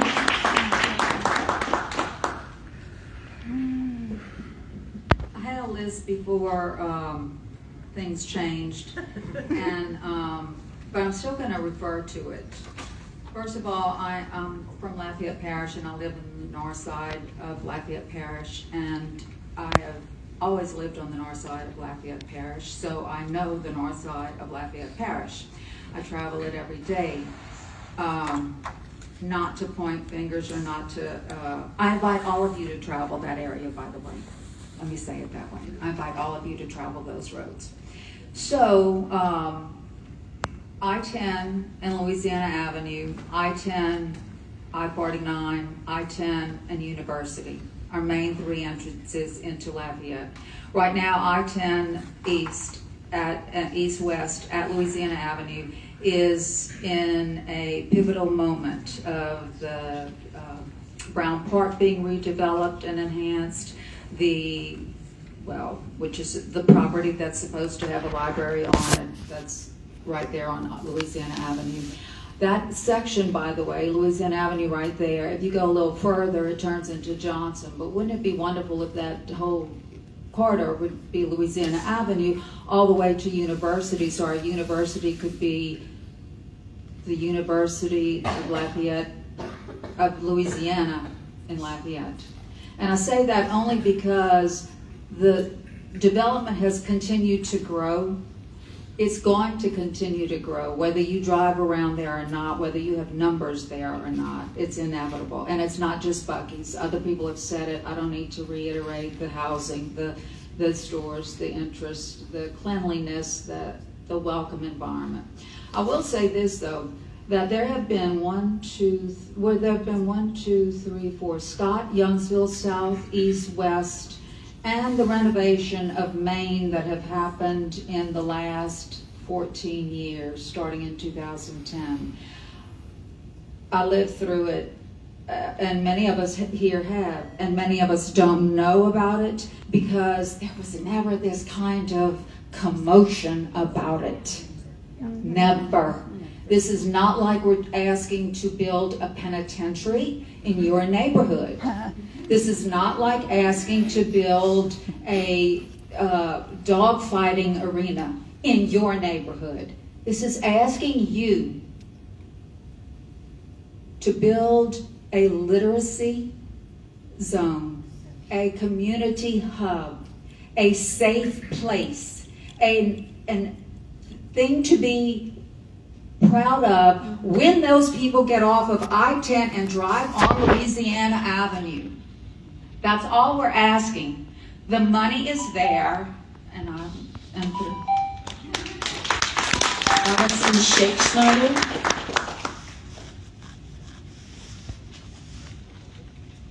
Allison Snyder, Lafayette Parish. I do not plan on speaking today. I don't ever come to these meetings because of because I have friends and family who come to support the library. I support the library, but all of the things that I've heard about these meetings, I just never thought I could stomach them. And so that's why I don't come. I came tonight, however, we're very excited about is library. I live on the north side of town. Mitzi and Andrew are our family members, neighbors. My husband has a band, North Side Eric and the South Side Playboys. We love the north side. Our area needs a library. Brown Park, we watched them tear it down, and we were deathly afraid. We go to Brown Park all the time. We were afraid that this would happen. It did not. They rebuilt. Brown Park lives and thrives, and it's better than it was. And I came here tonight because I was so excited to come and help be part of, make decisions about the library that is to come. And I had literal no idea that this would happen. Hurts my stomach. It feels like insanity. And I have a 9-year-old, and all the Disney movies that you watch, and you're like, how does the bad guy not know they're a bad guy? Let me tell you, you're in the movie, and you're the bad guy, okay? Thank you.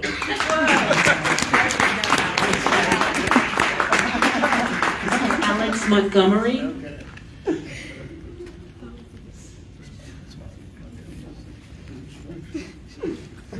The bad guy.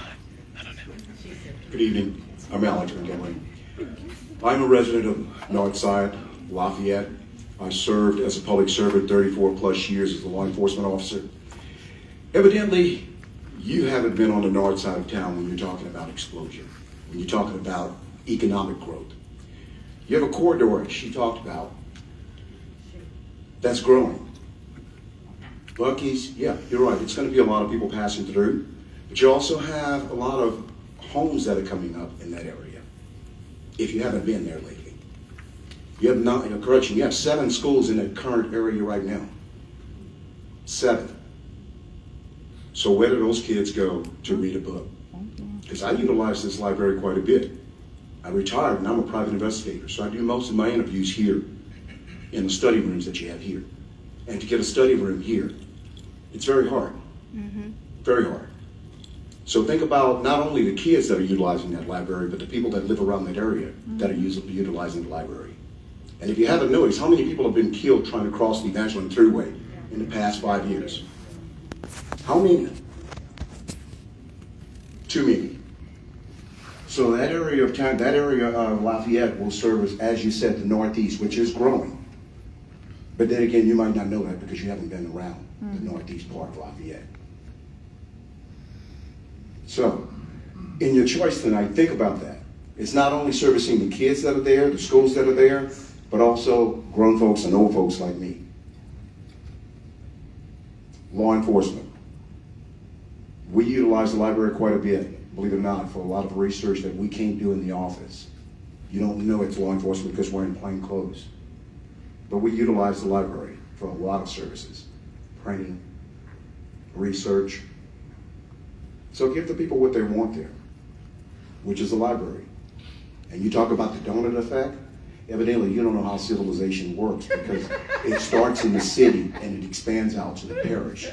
I know that because I was a patrolman in 1984 when there was nothing out in Scott, Youngsville, Broussard. In fact, Youngsville didn't even have a police officer at night. We patrolled that area.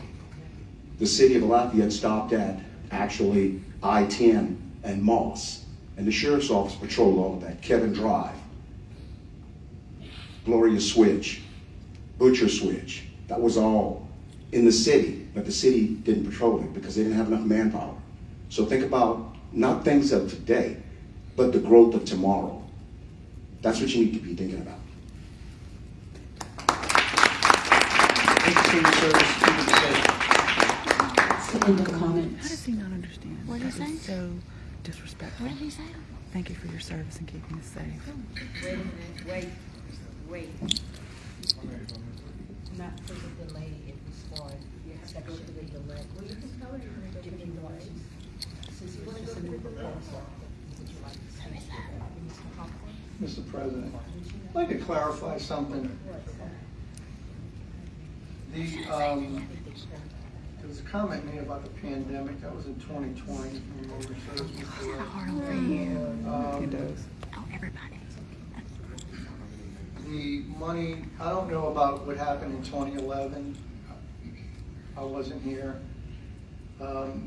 I know the money was deposited in 2018. Again, it was 3 years before this ball got moving. And I appreciate the fact that the gentleman that just spoke in Alton, I know from before when he came and we got this ball rolling.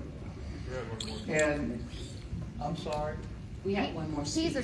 Oh, I thought. No, he was, but he thought he had I'm initially sorry, signed forgive up me. for just the proposal to. Forgive me, I thought he had.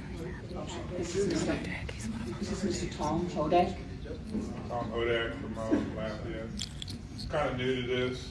Probably didn't get involved a little bit less than a year ago, but through the Advocate and through local news and national news, I've come to learn the troubles. So here I am.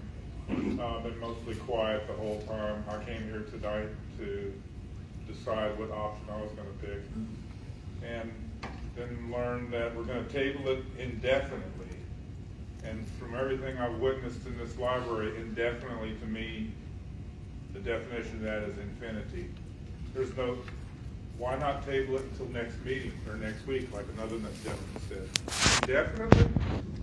I sat here when, after the council mandated that you purchase the property, sir, and you were still talking about this and that and going, maybe renting a place or something. People had to call you and remind you what the council delegated that you do. So I don't trust it. I really don't. I don't know the economics. I appreciate the economics. Nothing's ever going to get cheaper. I'm a clinical social worker, and I have been for about 30 years. Didn't bring my information with me, my graphs, my charts, and everything else. But I've heard many times that this board is here for the children, for the children. And that stood out to me tonight, is how many kids were surveyed. I shouldn't say kids, young adults, adolescents. I knew it was a minority population on that side, but I didn't realize how young these people were. As a social worker, if you want to really help the children, give them the resources. They're high risk. They're going to be high risk if they don't have access to what they need.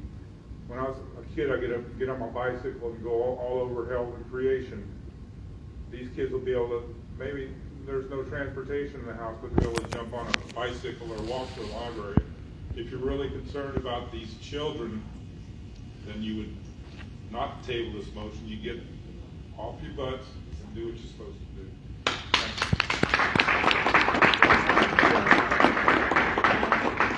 End of comments. I'm sorry, thank you. Mr. President, okay. So, a couple of things. One, in this process as it's gone, I noticed there's a lot of animosity, perhaps, and I've always asked this question: if the money was deposited in 2018 and nothing happened until 2021, what happened to the animosity to the board that was here from 2018 to 2021? Blah, blah, This is not what There we're was talking nothing. about. Nobody said anything. Blah, blah. I have the floor, ma'am. I have the floor. Okay, sorry, I have a problem. I have the floor. I have a serious problem. And so, since 2021, pretty soon after I was seated on this board in February, we began moving this ball forward. And a project like this requires that we have a good, prudent way to proceed with it, and to make sure that what's done is what is necessary, what's responsible, those two things. The issue with the property, there was an allegation made that I did something illegal with the RFP, the request for production. This board was not under those, and we have counsel that at the time provided information that that statement was in fact not true. And it was either made out of malice or ignorance, I'm not sure, and I won't make a comment on someone's motivation to make that comment. But the other thing too is this motivation, these motivations that are assigned to someone, it actually said and I quote, I'm quoting myself now, if it means South Regional Library has to be closed in order to build this library, it should be done. Now, that doesn't have to be done because the board, since that time of 20, has been fiscally very prudent with the money. Danny and Larry have done nothing but stellar work in regard to making sure they squeeze pennies. And because of that, we're in a position now to be able to actually move this forward. Now, from a technical perspective,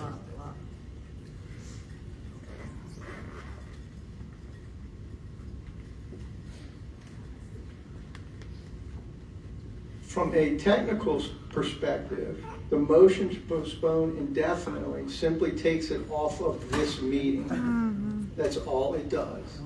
And so and again, not knowing the procedural issue involved with tabling versus postponing indefinitely, I know it's technical, but it allows the board till next month. This is not unusual. No. We've had other issues that have come up and we said, look, we need to postpone this until we can gather enough information and people can be comfortable with the position that they take, instead of we got a pile of information and 4 days later of a voluntary board to make a decision worth of, I don't know, $12 million roughly. I think for people that have waited for from 2011 till 2018, it's terrible you had to wait that long. That North was built and West was built. All these other libraries were built before this one. I don't know the answer to that. I wasn't here. I wasn't involved in it. But since 2021, when I got on this board, we've moved this ball forward. And we haven't? No, you haven't. Please, somebody, if I am incorrect, please somebody show me. I'm going to ask somebody, if I'm incorrect, I will stand corrected. If somebody can please show me a library agenda, somebody can show me an agenda prior to 2021 that had any discussion about actually starting a Northeast Committee, moving the ball forward, purchasing land, renting a space to begin a library, to get some kind of data. There was nothing that was done during the time that money was here. And I'm sorry about that, but I didn't have anything to do with it. And to be able to assign motivation that is nefarious is disingenuous and misreading it. So, yes, Saul Alinsky's Rules of Radical. I read the book. I know the tactics. Nefarious. So, anyway. Disingenuous and nefarious. Mr. President. He has the floor, please. Please. You're almost done. He has the floor, please. Thank you. Yes, sir. Can we hurry up? So there's a motion on the floor. There was a second. The board members, I'll yield. Thank you. Thank you. All right. Okay, so we did have our committee meeting last week. I apologize that I did not come up with this spreadsheet until the day after the meeting. I'm doing the best I can as a committee member. And I don't think it is too much for the board to ask for every bit of information that they can get to build the right library that we can. We have to look at all libraries. So if this board is asking for information that will help them make a decision, how much money will it take to build the bigger library? How much money it will take to run that library? How much money will we have 10, 12, 20 years down the road? Audience, please refrain from making comments while we're speaking. We are trying to do an honest job here. We are trying to conduct a meeting. Hey, ma'am, Excuse me? We asked you a few times. No, just once. You Well, only a asked few me times. once, sir. Can you just keep it down just for a second so we can get Yes, through sir, this? let's get through it, Please. because it's really painful. Okay, so, we need, the board is asking for more information. And I don't think it's too much to ask that they get all the information that they need. You guys So asked if your y'all have responsibility. I any was on the questions or any committee in information that 2021. you need from All the director, the data was provided. I'm please tired let of him know. begging. You know what our Oh, community needs. Miss Narika. Yes, Miss Ross. What? Miss Narika, Miss Ross. Yes. could you please refrain? No, I'm not. I'm tired of begging. You don't have to beg. Well, beg. do the fucking library then.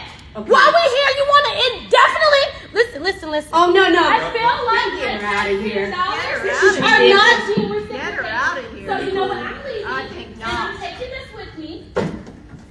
Give a piece of paper. Give a piece of paper. Can we please get an officer I'm in here. here? I'm tired of begging. I'm tired of begging. Let the cops come. Ma'am, you're out of order. Y'all full of shit. They are. They are. You're right. Now do something about it. You're absolutely right, Narita. That's fine. Right. That's fine. I don't care. I know exactly what they want. I'm tired of it. I could play your Hold on, game. Miss Ella, 1 second, please. I'm tired of it. That's fine with me. Let's get the library. Come on, y'all. Y'all full of it, and you know it.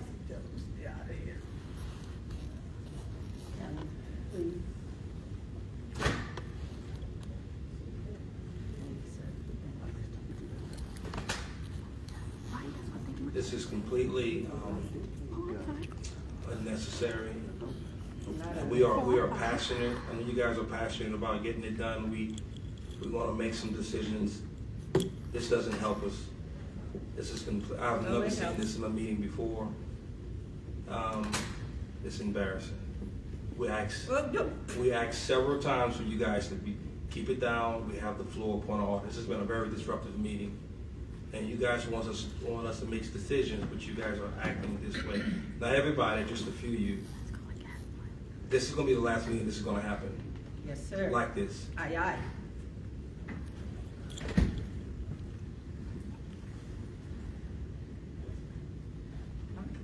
Getting up and tearing paper off. Change don't come I by hope we're you- just sitting ma'am. here begging I hope the and news media begging have and this on the begging news every meeting, of a begging patron and tearing begging up, and begging tearing up. and begging and begging and begging It's not and right. begging and begging. Mr. Delaney, is there an officer available? They're coming.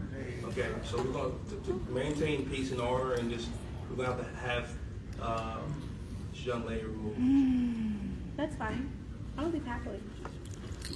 She's cool. It's cool. Thank you, Mr. Danny. Thank you, Mr. Danny. No, We're cool. No, it went a little bit too far. Whenever there's something forward, I'll we're leave not going to have happily. that. Happily.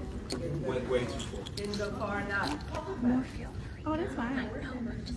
Oh, I'm fine. I know. That's what exactly what they want. Oh, that's fine. Oh, yeah, I'm fine. I'm fine. Happily. Change don't come, but y'all just sitting here. Take pictures of all of them. That's why we're in the position we're in now. Everybody feels so numb and so silent in the face of this bullshit. I know what the hell I'm doing. I know that's what y'all wanted. I'm fine with being the angry black woman. We know what the problem is. I'm not going to be silent. Can you help me find my hole? Is that it? There's your hole. Okay.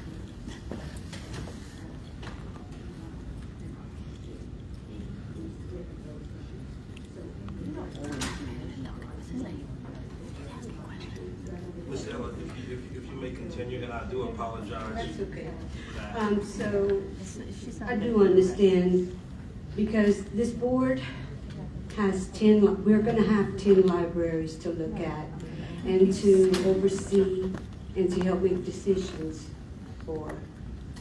So I do understand that the board does need more information. Whatever information that is, please let Mr. Ghislaine know so that we can get that as soon as possible and have it, if this motion does pass, we'll have it for the next meeting, even if we have to call a special meeting.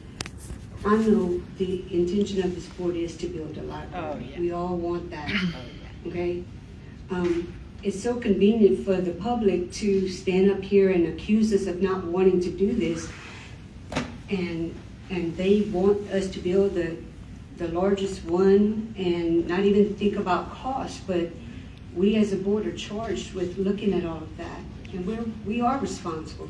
And even though this is a volunteer position, I take this role very seriously. I do. The motion.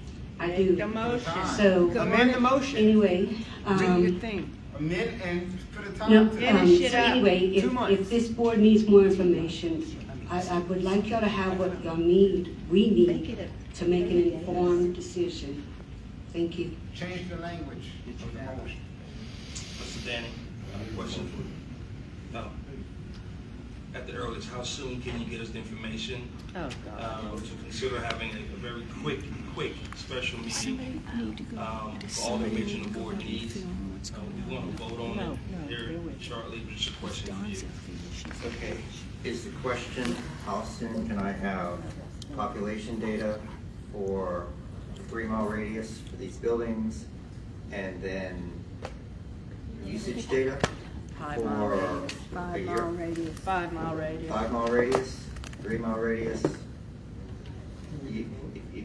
I can do my best to give you 3 mile and 5 mile radius population, and I can give you a year's statistics for each of these branches. Give me 2 days. Oh, not overnight? 2 days? 2 days. 2 days. 30 days. No, 2 days. 30 days. Okay. Probably Any other comments from any of the board? Next month. Okay, we have a motion and a second. I do believe we need to probably make an amendment to maybe the language of that. Would you like me to offer something? Yeah. Okay, I'd if we- like to if- hear from no. Mr. Jones. I'd like to hear from Mr. Stewart on a language that would be more reasonable. I would say versus tabling it indefinitely, but what would you suggest? No, I prefer to suggest.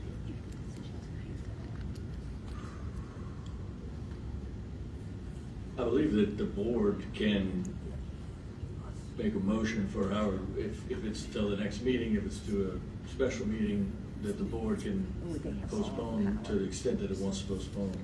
I'm not actually, I couldn't speak to the specific Robert's Rules of Order technicalities, but also I know that the board is not beholden to follow Robert's Rules of Order in every instance. Sure.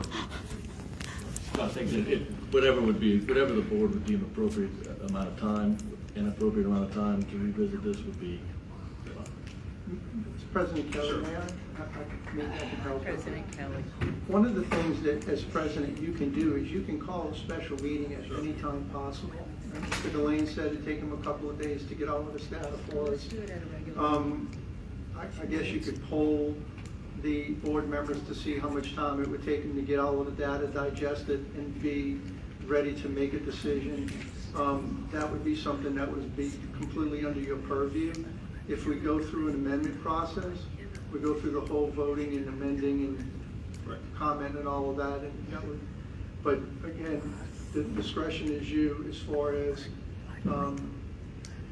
if you wanted to do a special meeting or if you wanted to just put this on the item agenda for the next month's meeting, that's entirely your discretion. Next month's meeting?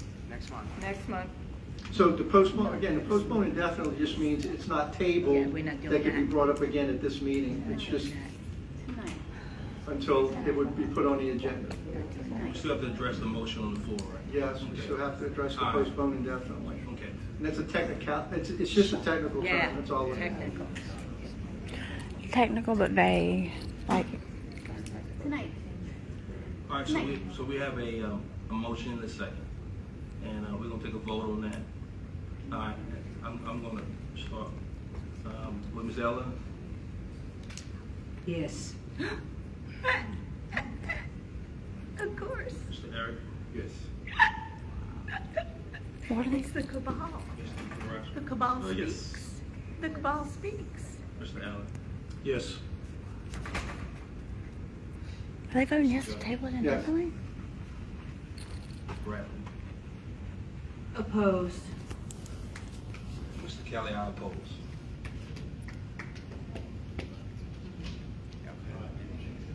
You could have amended it. Didn't do it. There you go. Good for you. Y'all can have your secret lunch. Special meeting. Mr. President, comment for the purposes, maybe for this special that you would like to have. Yes, sir.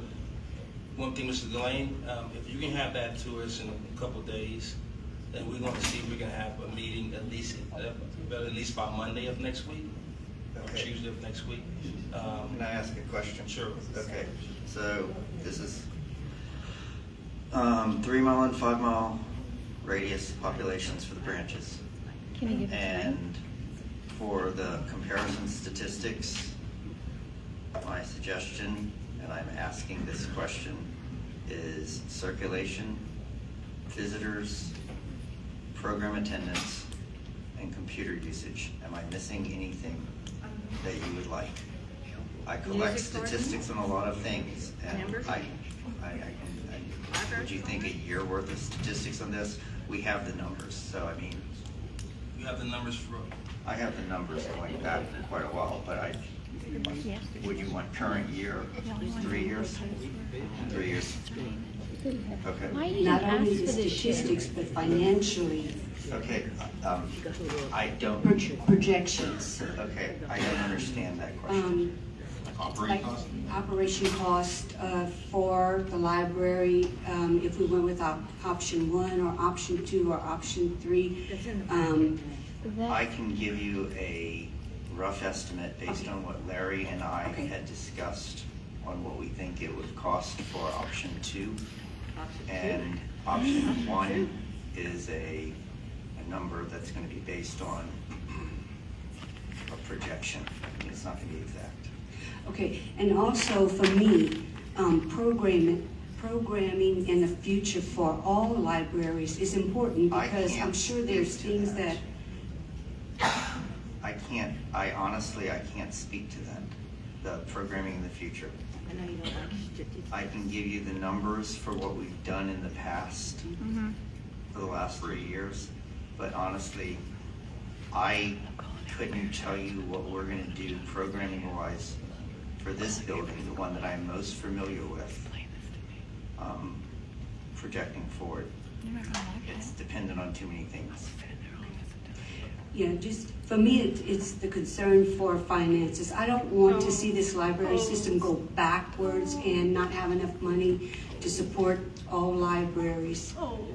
So. It's a different pot, Ella. It's a different pot. Can we agree that he's going to have the operating costs in it?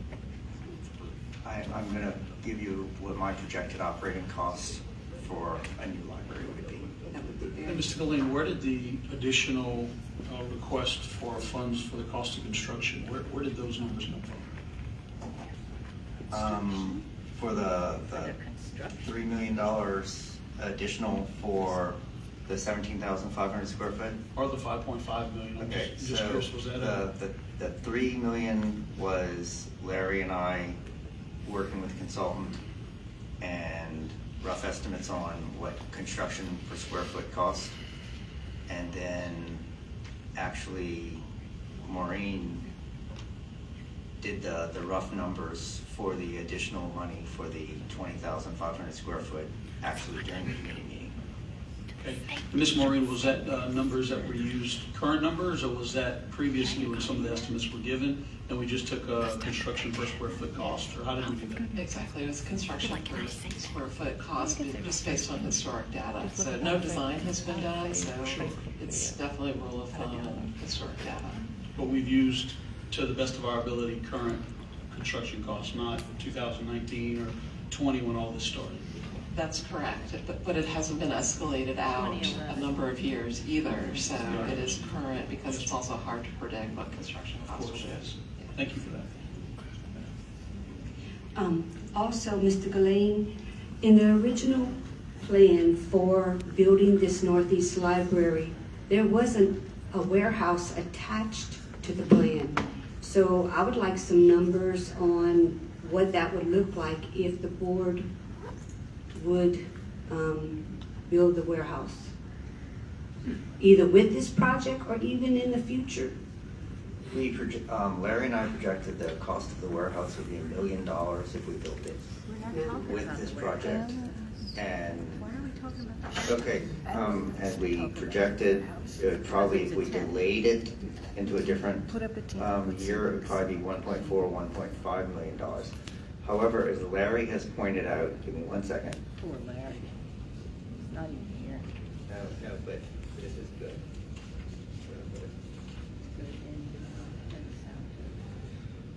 So as Larry has pointed out,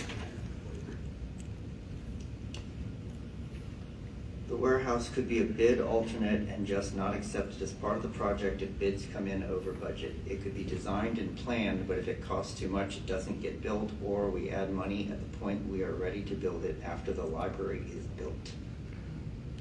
Can you send a copy of that to all of the board members so that we just have it to refer back to when we're looking at everything?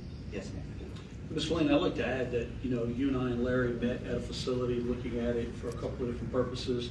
We currently have, just for the board's knowledge, we currently have some storage space where a lot of things are being stored, and that's coming to an end, and that cost is going to increase.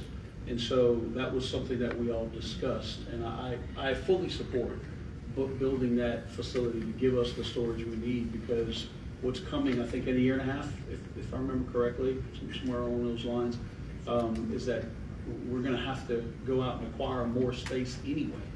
And so making it part of this, I think, is a great idea. Just to find a bit more. And if I may, the warehouse cost is not going to affect construction of the library. And as I have said, and Larry said at the committee meeting, we do not have to build the warehouse until after the library is completed.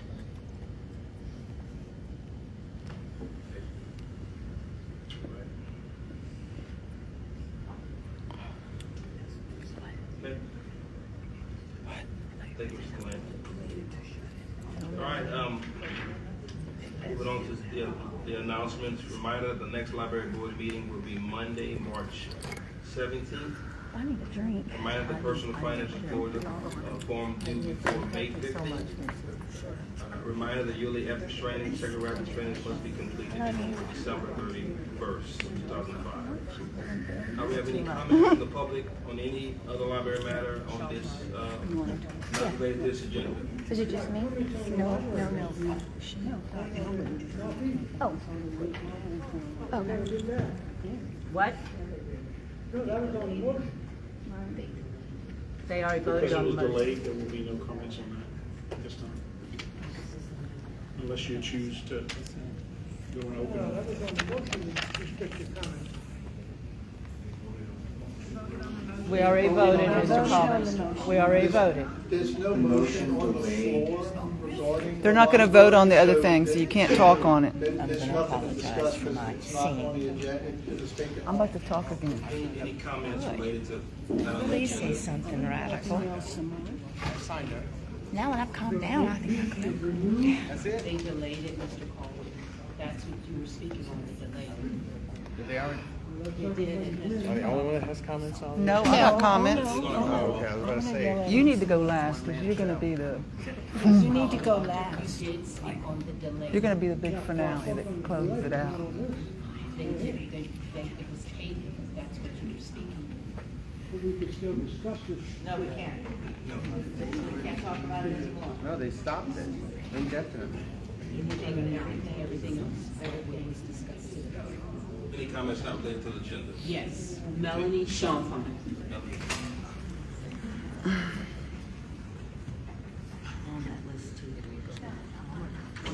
Melanie Shawn, Lafayette Parish. Okay. So, oh, this is exhausting. So, what I didn't hear tonight, I counted, let me see. When I started counting, I counted 9 times the population was mentioned.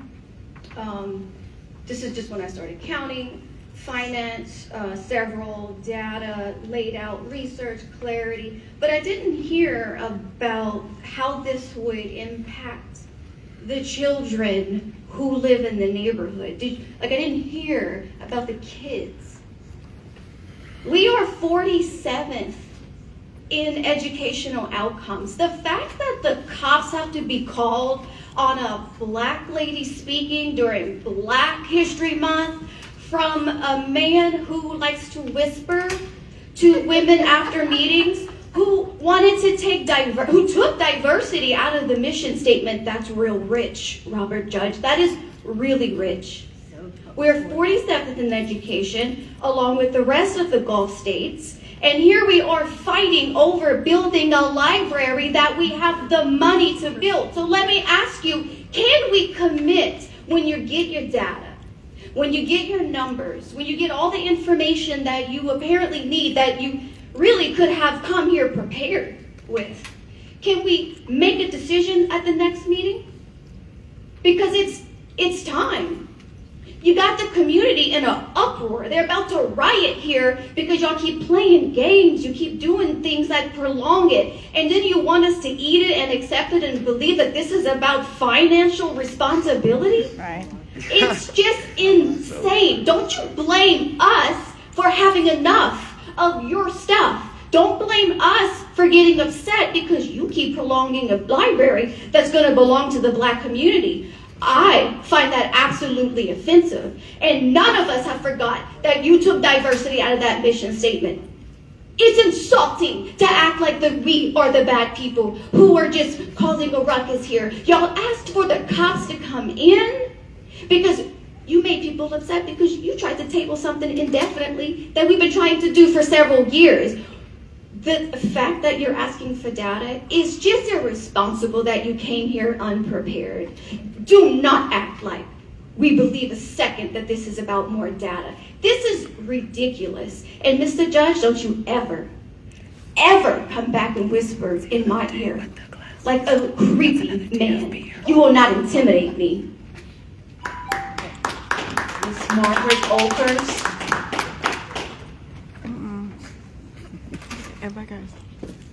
Mr. Kelly, I want to apologize to you for my behavior earlier. The rest of you, I got nothing. Rena, excuse me, sweetie.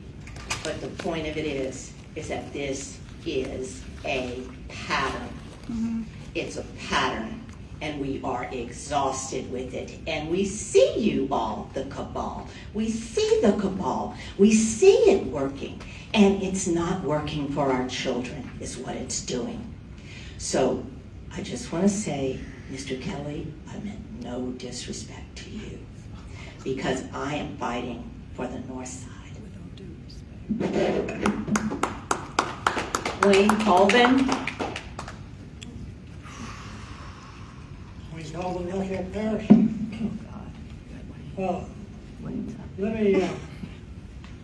Let me say, population thing that the circles are furnished by Lita. And I talked to Lita.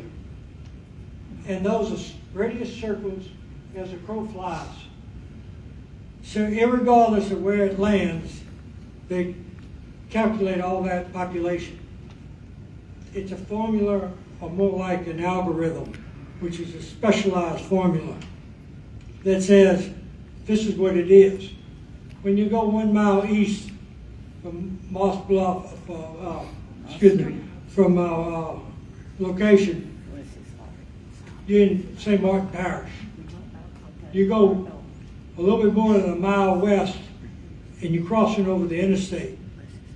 It's irregardless of the impediments that are there. So the population that generates from these circles are irrelevant when you've got major impediments. Now, you know, wide open areas, Kansas, Oklahoma, or maybe down south here somewhere, where you got roads that go across all the way and you don't have to go around about interstates and rivers and everything, it's more relevant. Now, let me give you something else. Pass this around. I gave this, you already have one because I gave it out to the Public Service Commission, to the committee at the last meeting. It is the LPSS districts, and District 9 has no library. District 1 has no library grants whatsoever. What's your point? So that's the statistics that you need to be aware of. So the other thing about this circle is that you don't see a circle around Maine, a 3-mile radius around Maine Library. And certainly if you're within a couple of miles of that, or 1 mile of that, you'd be going to that. You'll also notice on the maps just handed out to you that part of District 4, LPSS District 4, Lafayette Parish School System 4, goes down Johnson Street almost to College Drive.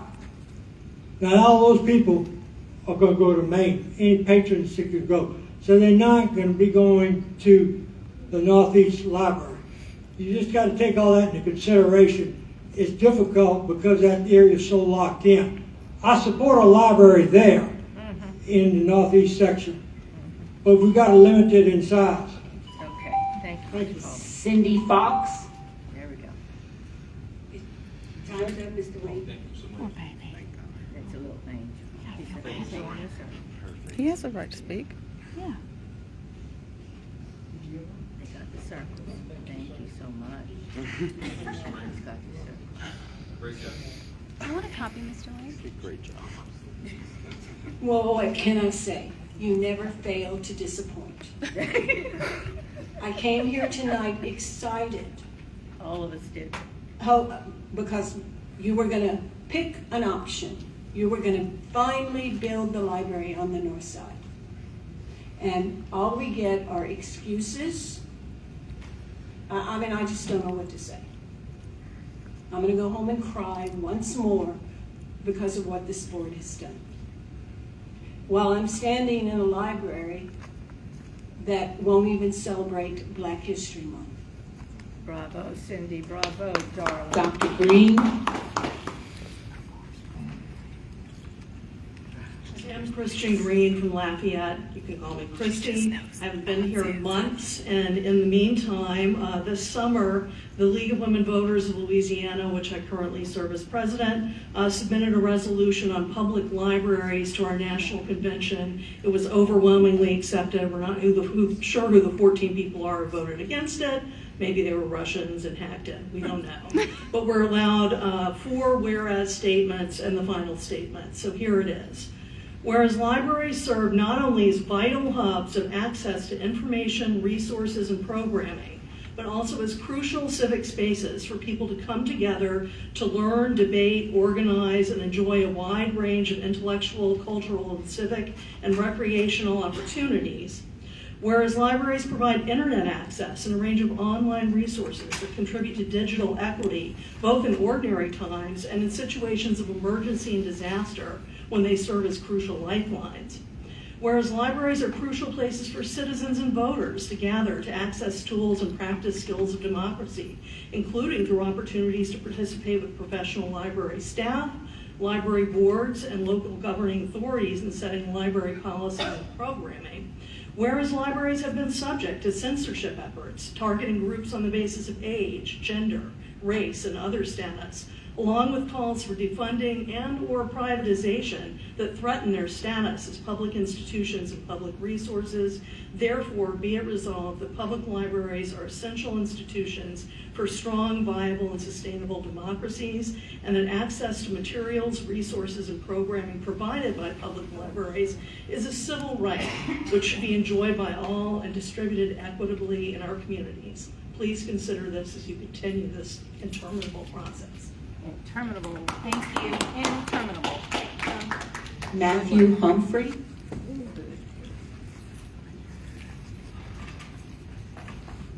Oh no. Did he leave? Robert didn't stay. I have He's a right copy here. of this for him. It's a hard copy. He's right there there. he is. Excellent. So this is a hard copy of the testimony.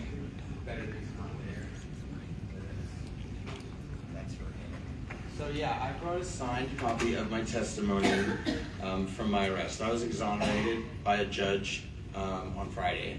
3 years ago in this same room, he lied. Outright lied. Lied. And he got upset that people called out his lies, and he called the cops on the faggot. Faggot. There was a heterosexual man that disrupted this meeting way louder. Way louder. And who do you want out? The one he didn't agree with. The one fighting for gay books. The one fighting for building a library on the black side of town. He has done this for years. I don't know any of y'all. Y'all weren't here during those meetings. Y'all don't know me. I'm just the angry gay man. And that's what it was meant for. Keep him out of the library for 3 years. Keep him out of the meeting in the back of a cruiser for hours, as though I committed a crime, and a judge looked at my testimony and, yeah, that's a board document. That's not for Robert, and I want you all to see it. You need to turn on KLFY, because it's sinister, the reason why he's on this board. And I pray that none of you all are in Lunsford's pockets too, but the receipts are all there. And don't think I won't connect the dots, because what he didn't know about me is that I'm a retired private investigator. The first night we ever met was the night of Drag Queen Storytime. I connected all the dots. It's all right there. He was put in place on this board to sabotage tax renewals so that wealthy property owners in this city don't have to continue to pay high taxes for libraries for little black kids. Why? They get their library on their side of town where they own all these sorts of things. That's valid for their taxes, but they don't want the tax renewal. That's why they labeled it Kenneth Boudreau's library. That's right. Kenneth Boudreau, the former black councilman that brought it over the line, it was $8 million. 2011. It was a long ass time ago, y'all. 2011. We have been using tactics to stop this, up to the point of arresting me. 3 years. 3 years of my life this liar, this fascist has taken, and I have standing at this podium, and I love that he's ignoring me, because he's a coward. He is. He's a coward, and the judge looked at every bit of it. That judge looked me in the eye and said he read every word on that page that you all are going to read. You're welcome to gavel me. I have no issue with you, but you're welcome to. I'm not breaking the law. And the judge said it.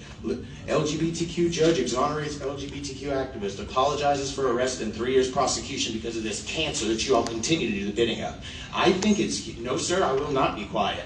I think it's cute that he calls you president. That's cute. Yes. I mean, congratulations on the placard and the title. And maybe they all actually respect you. That man's just using that word, I assure you. Anyway, it's all right there. Turn on your TVs. At this point, I want you to remove him. And at this point, I'm bringing numbers to city council or parish council if you won't. And if I have a problem with one of you guys over the same kind of gay nonsense, trying to ban gay books, we're going to have a problem too. Thanks. Nancy Miller Maddox.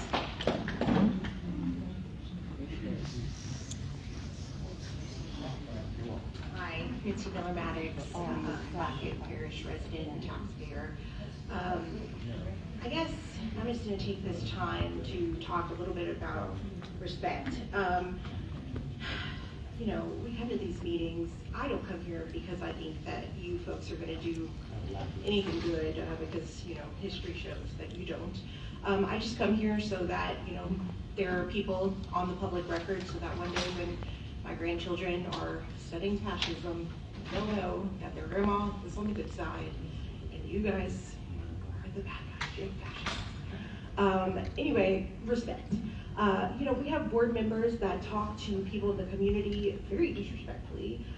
Ms. Archibald, you know, I think I learned in kindergarten that when you address somebody, you don't address them on a first name basis unless you have that sort of relationship, and clearly you don't with Ms. Ross. So you disrespect her, and then, oh my goodness, I'm so scared, I had to call the cops, you know, I mean, it's such a trope. And, you know, you do these things where you bring out the community, you waste everybody's time, and then you say, haha, too bad, we're going to be fiscally responsible, when everybody knows the deal. I mean, we all know it. And then you get angry, or a shocked Pikachu face, and then you start yelling at everybody like we're a bunch of children because we're upset that you people are doing really bad things. You're not even good at this. Like, if you came here and said, hey, look, listen, we don't like the people on the north side of town, we don't respect them, and we don't think that they deserve a library. I would at least respect the honesty. But it's the whole thing that we have to come here over and over since 2021, 2018, I don't know, and go through this whole song and dance where you guys say, oh goodness, we just don't have the data for years and years, like we don't all know the game. We know the game. Like, respect yourselves, honestly, at this point. It's really, truly pathetic.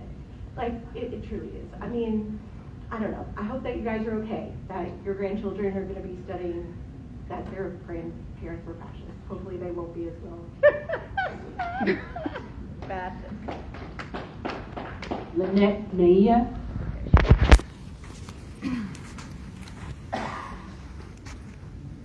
Lynette Mejia, Lafayette Parish. A couple of things I wanted to talk about with you all. At the beginning of the meeting, you had to take a revote on an issue from last meeting where public comment was not called. And just, I'm sure you all know this, but just in the interest of the public knowing this, yeah, that was me. That was us. And That was I noticed at the time that you didn't call for public comment, and so I asked Stuart, Mr. Bro, what the deal was. He said, no, you did call for public comment, and I thought, well, man, I must have just misremembered that. So I went home and watched the video. Sure enough, I didn't call for public comment. So then I emailed Mr. Bro with that clip from the video and all the information. Hey, you actually didn't call for public comment. I got crickets. So that's why I then took it to the next level, the Attorney General's office, to file an open meetings violation complaint, because I have to assume malice. And I'm sorry, but I do. Malice. You all have to follow the rules as well. You know, there's all this talk about how we're out of turn, we speak out of turn, we disrupt the meetings, but you all are also held to a standard to follow the rules. And, you know, if I hadn't gone to the Attorney General, just no public comment. And 2 people wanted to comment on that. It was important.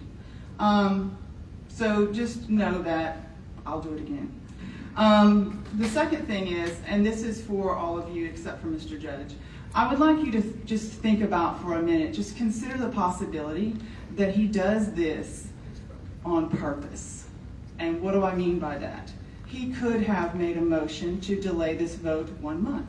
He could have made a motion to delay this vote until we could have a special meeting. He deliberately chose words that he knew would freak everybody out. And the meeting would explode. And sure enough, it did. Everybody lost their minds. It's all and by he design. knew By design. that would happen. It's not the first time. Some of you may remember a couple of years ago when we were having discussions about tiered card systems and restricted book content. He put an image on the overhead from a book in the library that he knew would freak everybody out. We could have had that discussion without that happening, but we did not. He does this on purpose. He disrupts these meetings. He sets off these bombs on purpose so that we cannot have a productive meeting and the members of the public come off as a bunch of woke crazies. We're not woke crazies. But I want you all to just think about that. You don't have to say anything or do anything tonight, but I want you to just think back on the history of these meetings and what has happened and what started all of that. Thank you. It's the game. It's the game. End of comments. No, I had asked. I'm down for item number next. Yes, ma'am. Mary Lou Garcia.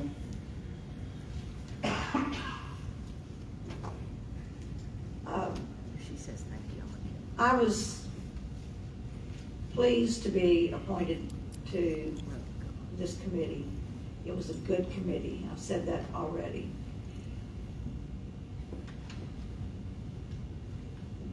Public bodies, public officials who appoint people from the community who give their time and serve legitimately and give it their best shot and try to be good public representatives deserve more respect than the way this has been done.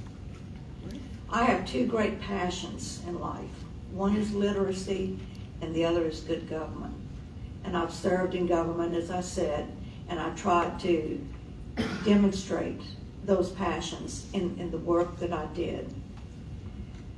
This is such an appalling example of good government that is not working for the people. I don't know how you can expect to get caring people like myself and the others that served on this committee to accept an appointment to a committee where this kind of thing happens. The term indefinitely is insulting. The motion could have been specific.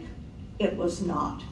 What this does is that it plays to people's fears that there will be no action, and you're going to have an increasingly difficult time healing this breach of trust. I cannot begin to tell you my feelings about this. My heart is with this library for Northeast Lafayette for two reasons. Number one, because it's needed. It's needed to help lift these people up socioeconomically. It's to give them hope. It's to give them a place to gather safely. We talk about crime that happens in Northeast Lafayette, and yet here's an opportunity for us to have a safe place for them to be that's adequately sized and that's properly monitored. So there were so many good things about this that are now being recast in a negative light, and it's insulting to the people of Northeast Lafayette. It's insulting to me, and I live in South Lafayette. I know that the need is legitimate, the literacy, the economic development that is happening there, but I also know from a pure business perspective that there does need to be fiscal responsibility.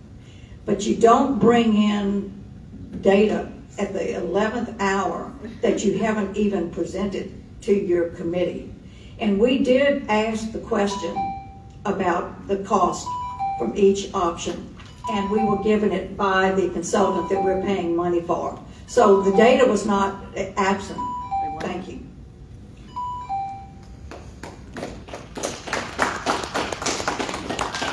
Was there anyone I missed? Okay, any comments?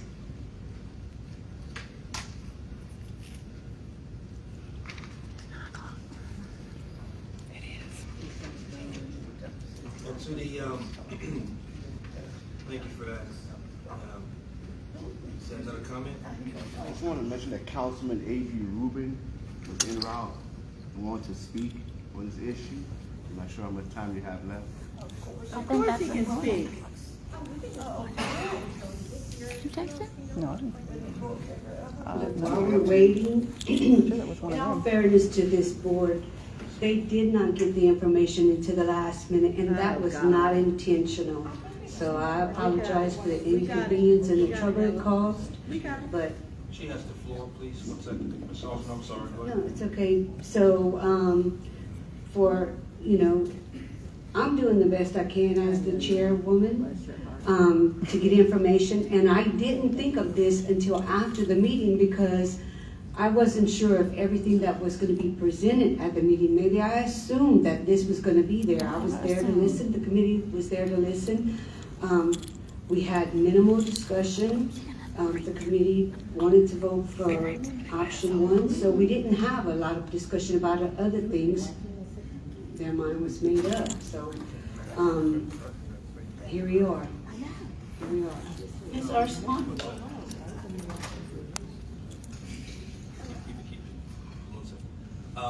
Ms. Arsenal, thank you. And it turned into,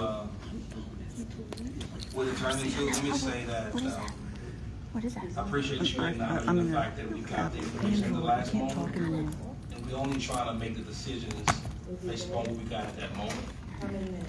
And to anyone in the audience, the lady who apologized, let me just say, ma'am, I take no offense to anything. Thank you. And I think the hope of the board doesn't. If we govern by emotion, we won't get anything done. I get it. I get it. But I want to say on the record that we need to conduct ourselves a whole lot better than that.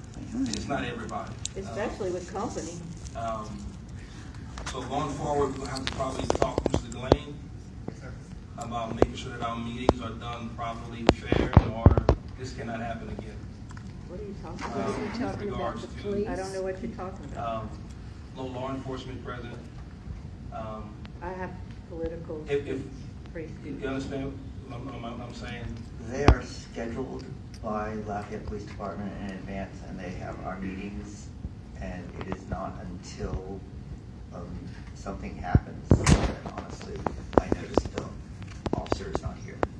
And so we will check in advance. So yeah, let's for have some future more armed meetings. cops. And as the president, we don't know if someone is willing to attack someone. I didn't know she was going to attack Mr. Judge, myself. Oh, Lord. And it's on camera, and I think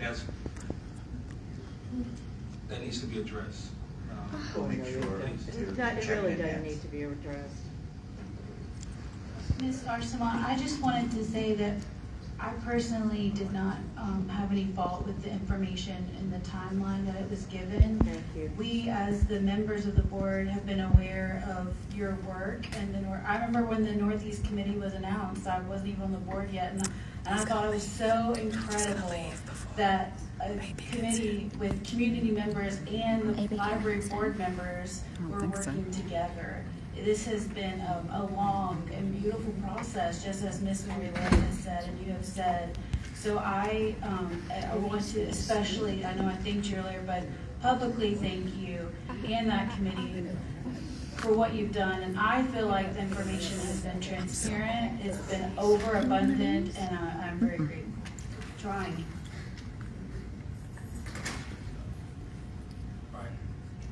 We got 5 more minutes.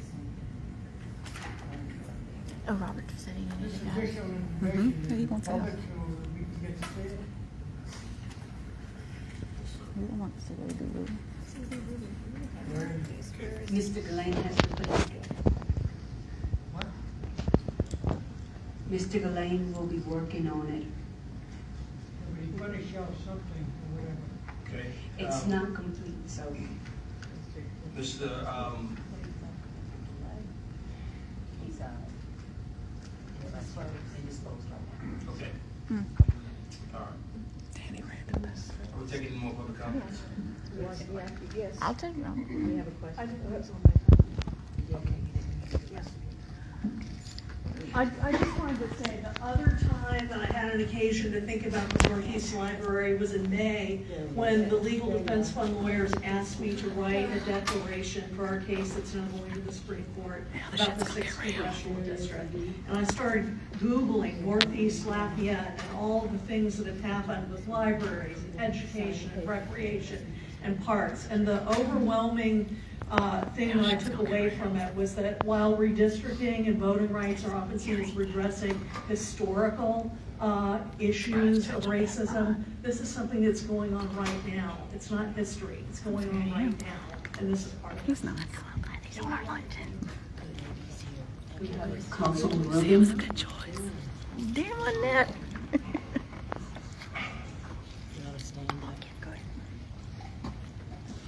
Hello, my name is Constable Davey Rubin. Apologize for being so late. I'm just getting off the highway, so I'm time's a little hoarse. I got a phone call, excuse me, as I was coming in, and they're telling me we want a permanent delay. Indefinite. Indefinitely. Indefinitely That's what delayed. he called for to blow us up. Go ahead, I'll let you Okay. I'll let you speak. I don't think that's possible. And I'm gonna tell you why I say I don't think it's right, because ever since this library project was introduced, seems like we've been kicking the can down the road. You know, every chance from we're gonna rent the Holy Rose, we're gonna do this, we're gonna do that. And it's always something, man. You know what I'm saying? Just let it be built. What's wrong with it being built? Okay? I don't know if you have something against it or what, Mr. Judge. You know what I'm saying? And I'll be honest with you. Me personally, I've been trying to get you off of this board for the longest. Yeah. No, I'm a straight up type of guy. I'm not going to sit here and sugarcoat it for you and pretend that I'm the biggest fan. He's a creep. Because I am not. You know, you've been trying to delay this project to almost stopping it at every chance that you can get. And I'm sick and tired of it, man. You're like cancer that just keeps spreading. It's spreading. It's spreading. You know? And I mean, some of these people, they're looking like they stand to tell you something about your decisions. You know, and it's not fair to the public.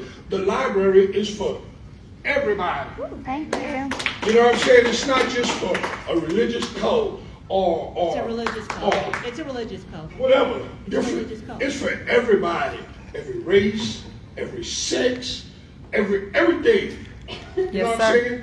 This is something that's personal for me because I grew up in this library. We used to come here for field trips. That's right.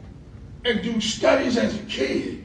Now, the kids can't come here and learn too much of nothing because we keep taking and taking from something. We might as well change the name from public to personal library. Yep. Amen. You know what I'm saying? Amen. So I'm glad you guys gave me this opportunity to come here and speak today. And I think Ms. Sullivan has been working on this for a long time, and they put a lot of effort into this thing. So I wish y'all would just move forward and forget about that indefinite ending. Thank you. Thank you.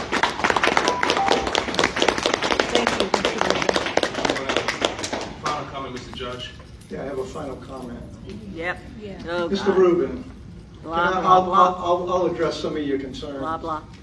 And again, this goes back, I've said this several times. First of all, the motion to postpone indefinitely is part of Robert's Rules of Order, and as opposed to tabling. Point of order. Don't you have rules that say that you're not supposed to, that he is not Yeah, during a I'm vote? addressing concerns and questions that have come up. No, Okay, so don't address you're him. not allowed to do that against this council member who has the right to ask you that question. This is not a Q&A session. Correct. This is a public Okay, comment time. so blah, blah. You need to cut it. That's your Blah. rules. You won't Again, according to the rule.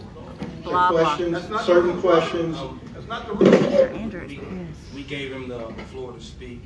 I have Incorrect, I Chair. have the- I have the discretion. With all due respect, that's not the Yes, rule. sir. I have the discretion to give him the floor to speak, and that's what he's going to do, and then we're going to end the meeting after that. Again, I'll be brief. This whole committee, the initial committee in the beginning of moving this ball forward was my impetus, and that started in 2021 after I got on this board. And the question of how to do it has been raised, brought up, discussed, gone over on numerous occasions. Talk about it all. One of the parish council members made a comment about using a rental space along with purchasing land. Oh, God. That was something that was offered. The board voted that down and said, we're just going to purchase land. We did that. This ball got moved forward to get to where we are now of some board members had some serious concerns about, are we building the right size thing? Not if we're going to do it or when we're going to do it. It's making sure we do the right thing with the money that we have that was allocated for this project. And so, according to the technicality of, instead of tabling it, we did it indefinite.